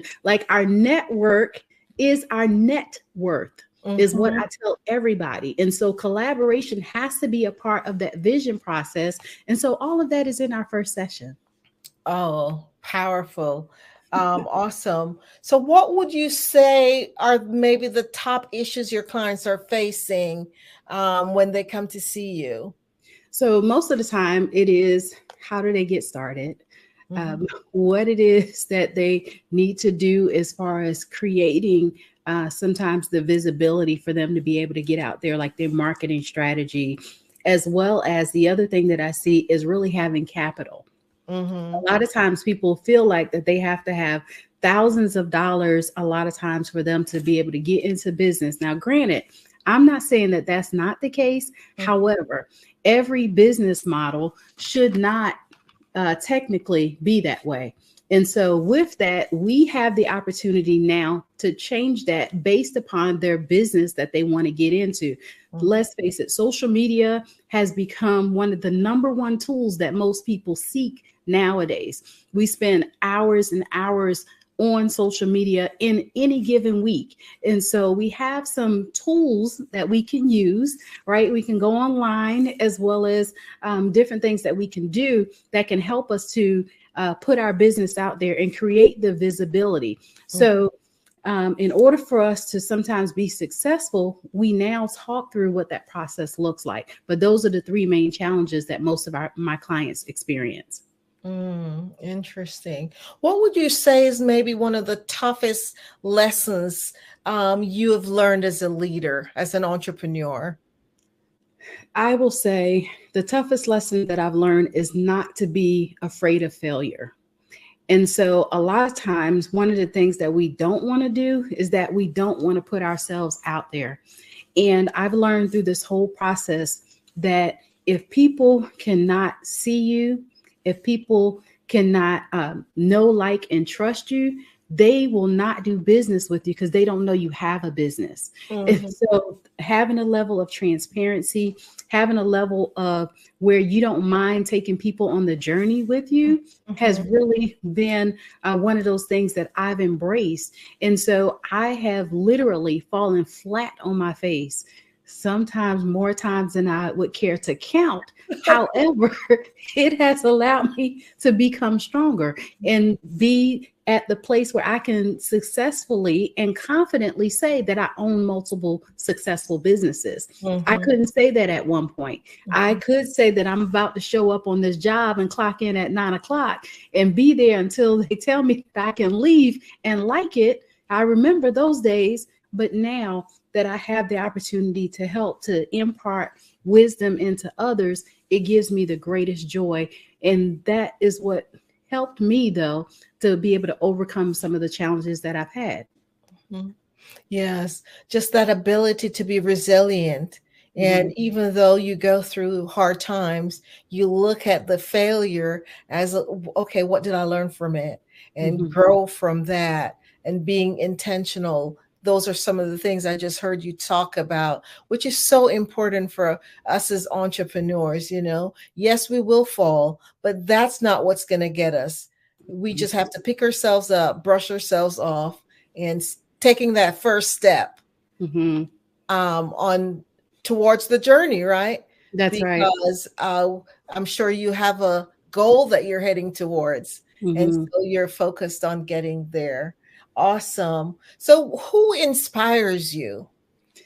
So I will say that my mother inspires me. It wasn't really until I gotten older that I learned how much she really enforced the way that I think. I would say that when I was younger, I didn't realize that we were less fortunate and we were without. When I was growing up, I had the opportunity to go to some very nice high schools, I will say. I had the opportunity to go to college, even though we were poor, even though we were without. But my mom worked so hard to provide for us to where it wasn't until I got older that I really start to appreciate that. And when I look at her today, that she's such a great money manager, that it warms my heart. But I also look at those that are successful, that are out there, that are doing it as well as, like, I will say, the owner of the Black Business Network. I think that this is just really so amazing with being able to do this. But more importantly, I'm inspired by God, right? God, who Mhm. is the head of my life, Mhm. that he has given me the ability to create wealth. He has given me the ability to have wisdom, but better yet, an understanding. So I'm inspired a lot of times by those that are doing the work as well. Those are putting in the time to help others, because I realize that it's not about me. It's not about me, my children, my husband. It's not about any of that. It is how I can help others to get to where it is that they can get to. That is what inspires me even the more, because I realize just being able to see that transition in most people is worth it all. Yes. I'm just reading this book called Dare to Serve, and it's a powerful book about, you mentioned about serving others, and that's what our purpose is. And as entrepreneurs, when we really focus on serving those that we're wanting, it's such a big difference, because as you mentioned again about people want to do business with people who they like and care, know, like and care for them, right? And who they could trust. That's who they want to do business with. So what book are you reading? I'd love to hear what book you're reading. So currently I'm reading The 7 Money Rules for Life. It's by Mary Hunt. And I have, even from the first chapter, had the opportunity to get some good information from that, as well as I've been rereading another book that I just wrote. It's called Go F Yourself. But more, is it out? Is it published? Yes, it's on Amazon under Dr. Tabitha Russell. But it's the premise of the book is finding faith, fortune, and fulfillment. And the reason why I wrote that book is that a lot of times we're still missing it. Like there's still some key components, some small nuggets, some small tweaks that we can do even in our own lives, where we can get to that fulfillment, that place that we say, okay, I'm good. I've really arrived. I'm helping people. I fortified my finances and all of that. But a lot of times I'll read several books at a time as well. That's me too. Someone was asking me, because someone asked me that question, and I said, wow, I'm reading 3 books. Because, as a coach, I have to be reading what my clients are reading. That's right. And then, I'm reading for myself as well. They were dying laughing. They're like, how do you do that? That's right. I do. I have one down here. I have one in the car, and then I have one that's my travel book. So it just really depends. I know, if you love reading. I mean, I don't know if this has happened to you before, but you have an audiobook, right? Yes. And you get to the garage and you sit there for a little bit until at least you get to the end of the chapter. Has that happened to you before? Yes, it has, for sure, because I believe in every day. One of my things that I do is I get up and I listen to something motivational every day. After I do my devotional, after I journal just a little bit, I will read something that is motivating. So that way I get to set the course of my day. The tone. I believe in doing that. When I don't do that, sometimes I feel a little off, right? But yeah, I'll listen to sometimes a couple of different audiobooks as well. Yes, I'm right there with you, because I'm telling you, I just love reading myself, and even listening to audiobooks for sure. I even have an app where, even when I'm going to bed, I turn it on. So that just relaxes me and keeps me, as you say, in that kind of mode to set your tone for your night, your day. That's right. So yes. That's so what right. gives your life meaning? What gives you your life meaning? I will say being able to create my own legacy, meaning that I heard it said some time ago that the average person on their tombstone, they'll have a date which they were born, and then there's a date at which they transition. And that time in between is all the time that we have that we can make a difference. That dash, yes, that dash is everything. And so I get the opportunity to give meaning to what that dash means. I'm almost getting a little choked up here.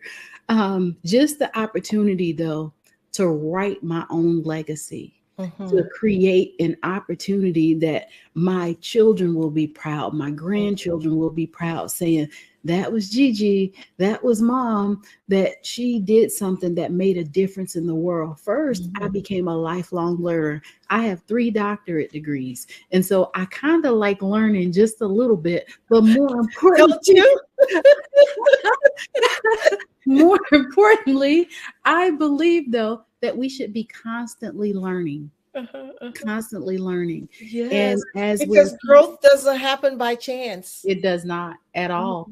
And so if we want to say that we give that dash meaning, we've got to do something that makes it notable, make it credible. Let's face it, people are going to know you for something, but you get the opportunity to say what that something is. And for me, I'm like, I want them to know that there are endless possibilities for you to walk in greatness, for you to follow your purpose, and for you to change the trajectory of what things look like for the next generation. I realized recently that in order for us to really change one habit, it almost has to cycle through 1 to 2 generations in order for it to take a hold. So in order for that to, because I'm a financial coach, right? So for me, for the behaviors that I see that comes along with the limitations sometimes with people in their relationship to money, is that we've got to start it now. Like, it starts with us. And when we're raising our children, we can impart that into them. But unless it really takes hold, will it even reach their children? And so sometimes we have to go through those at least 2 to 3 cycles, meaning different generations, in order for it to change. So that's kind of where I get a lot of that from.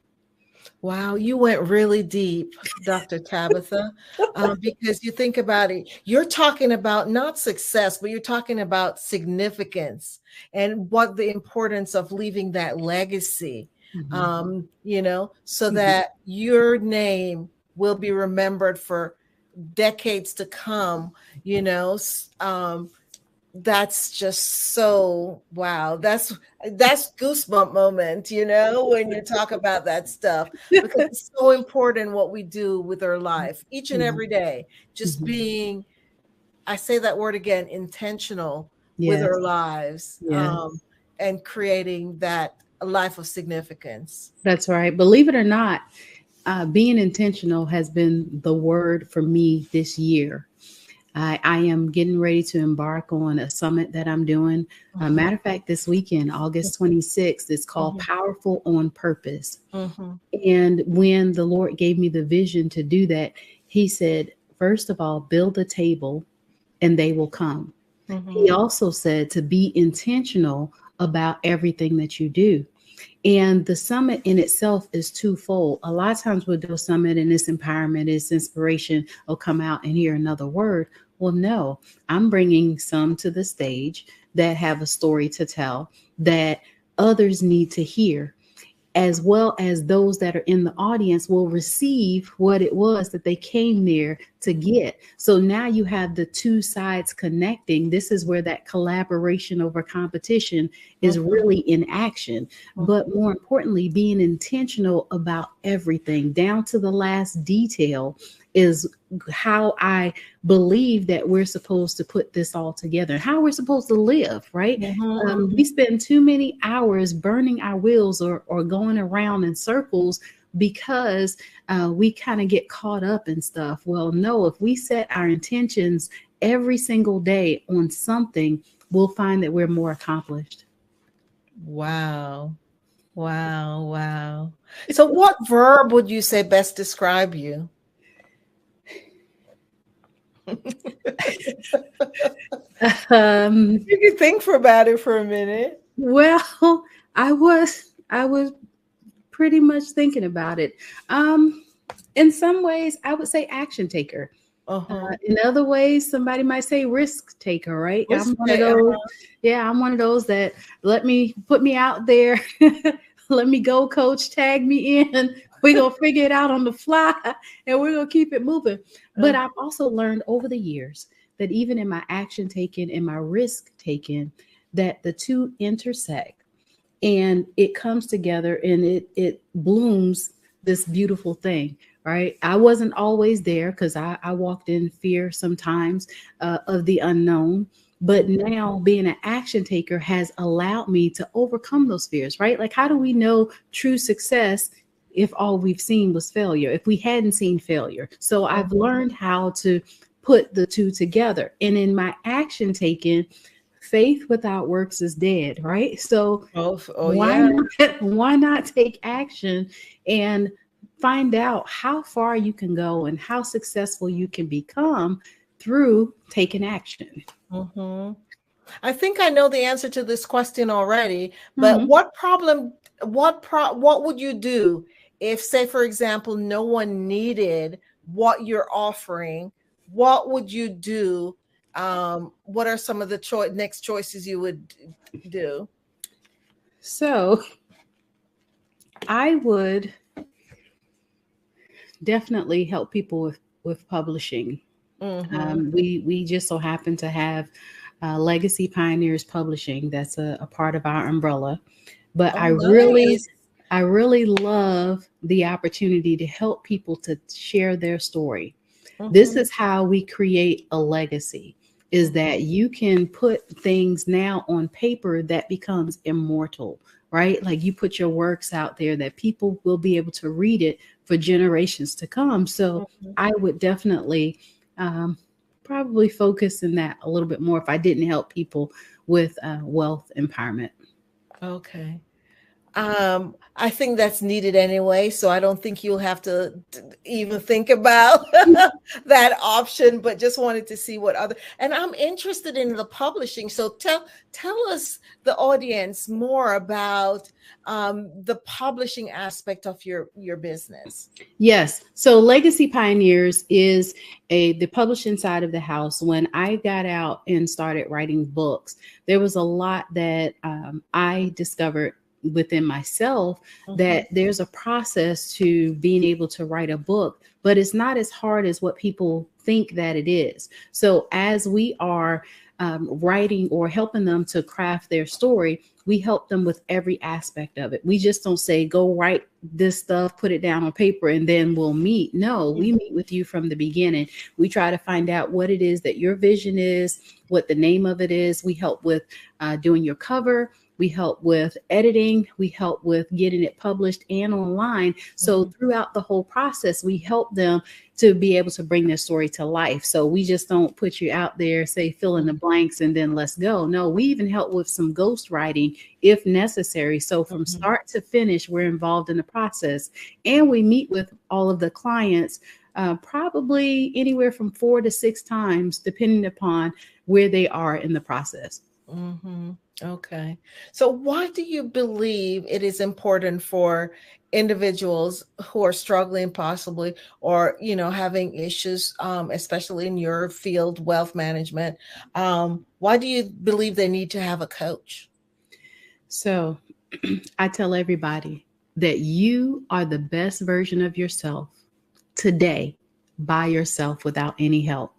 So now if you collaborate and you get a coach, because coaching is collaboration, whether we want to take it on or not, it is. That is somebody that can walk alongside with you and now bring your vision to life.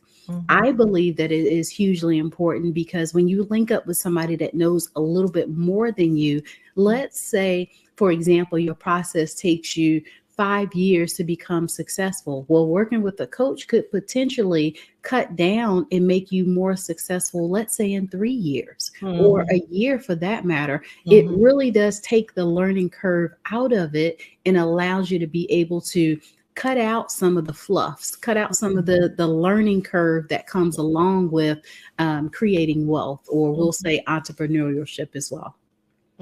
Yes. So tell us, what do you have in the works? I have a lot going on. I am getting ready to have my own show on the Bold Brave TV network here really soon, in the next, I would say 30 to 60 days. Where's that? it's going to be on the Bold and Brave TV network. I will have my own show that I'll be doing. That's next. Also, I am starting a new coaching cycle for Next Level CEO that will start September the 11th, where I will work with entrepreneurs from around the country that already either are starting their platform or they're putting together their platform, and for us to be able to challenge them to now get out there in front of individuals. So those are two of my main projects that I do have going on right now. Oh, wow. Lots in the works. So tell us how we could get in contact with you. And so just go ahead and share your contact information with us. It has been such a wonderful pleasure to talk and get to learn more about your business. Thank you so much as well for being here on today. You can reach me at drtabitharussell.com, as well as on Facebook and Instagram. You can reach me at I am Dr. Tabitha, and on LinkedIn, you can reach me at Dr. Tabitha Russell. Okay, awesome. Thank you so much. Have a good rest of your evening. Genius is common. Thank I'll you. see you on the other side. Thank you so much.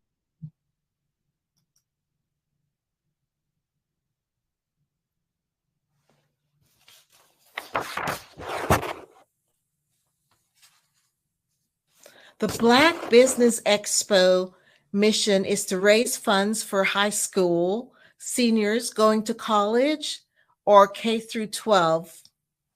This expo is a fundraiser for students. You may go to www.blackbusinessexpo.usa.com to donate to the scholarship fund, or use the Cash App $BBX USA. Our goal is to give laptops and up to $5,000 to 10 students. Students can register online at www.blackbusinessexpousa.com. Every dollar counts, so we want to remind you to donate to the scholarship fund.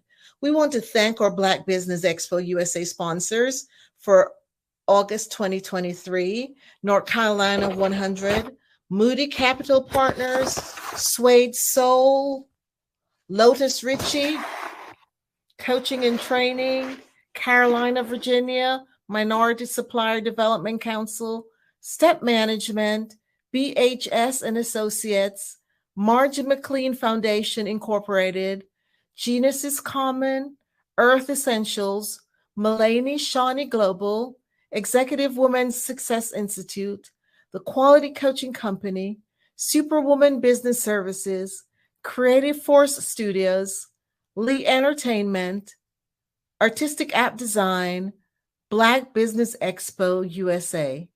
Genius is common, and I'll see you on the other side. Have a great evening. Did you know women represent just 3% of Fortune 500 CEOs and less than 15% of corporate executives at top companies worldwide? Have you wondered what the secrets are to getting into the top ranks, whether in the private or public sector? Do you want to figure out how to stop being held back in your career or passed over for promotion? Then you're in the right place. Hi, I'm Dr. Madeline Ann Lewis, President and CEO of the Executive Women's Success Institute. I have decades of experience in the military, the federal government, and corporate America, and my mission is to help women succeed and tap into their full potential. I want to reach 1 million plus women around the world to become the leaders they are meant to be. So if you want to move into a management or executive level position, or maybe you are a female veteran transitioning out of the military into business entrepreneurship, then reach out to the Executive Women's Success Institute at 301-693-3284. Let us get you on the fast track to success.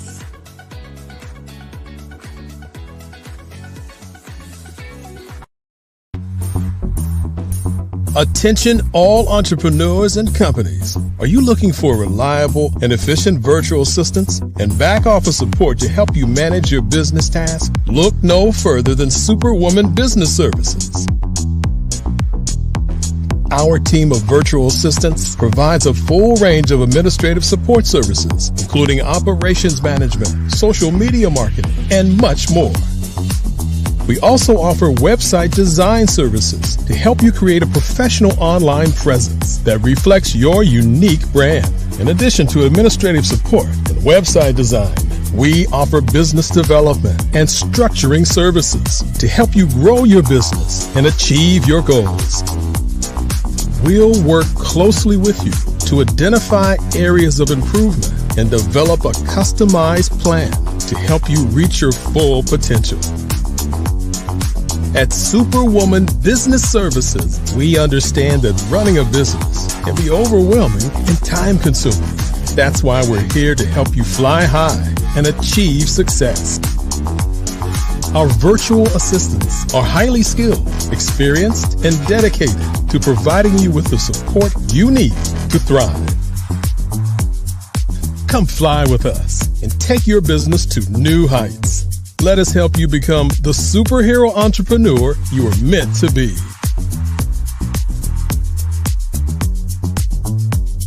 Contact Superwoman Business Services today to learn more about our back office support services.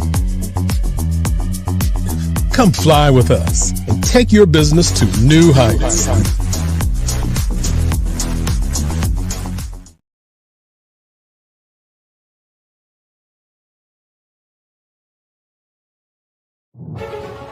In the heart of America, there are dreams waiting to be realized. Dreams of owning a home, creating a haven for families, and building a future.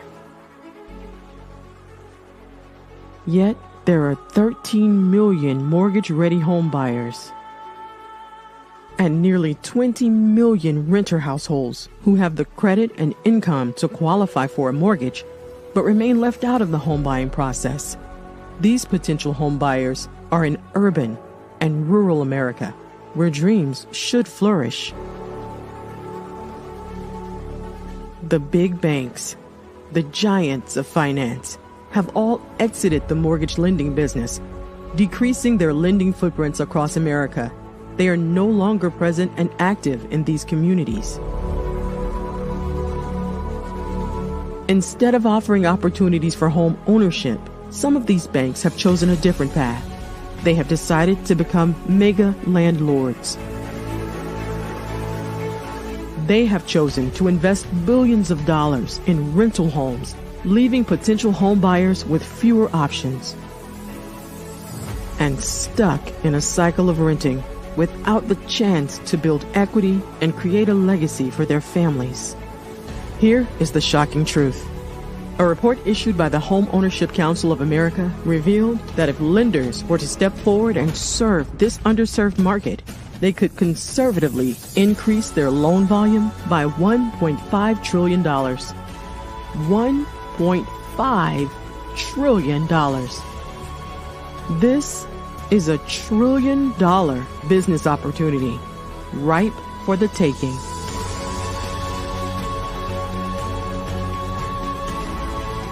That's why I Have a Dream Home is here. We support the American dream of home ownership in urban and rural America. We believe in the power of social consciousness and the impact it can have on people's lives. Investing in urban and rural America is not just good business sense. It's a moral imperative. Our mission is clear. Become the go-to mortgage lender in these communities. Create a pathway to home ownership for all Americans, breaking the cycle of poverty by empowering families to build wealth, stabilizing our communities, and taking pride in our country. I Have a Dream Home. Unlocking dreams, transforming communities, and rewriting the story of American home ownership. For more information, scan the QR code or visit our website at www.ihaveadreamhome.gold.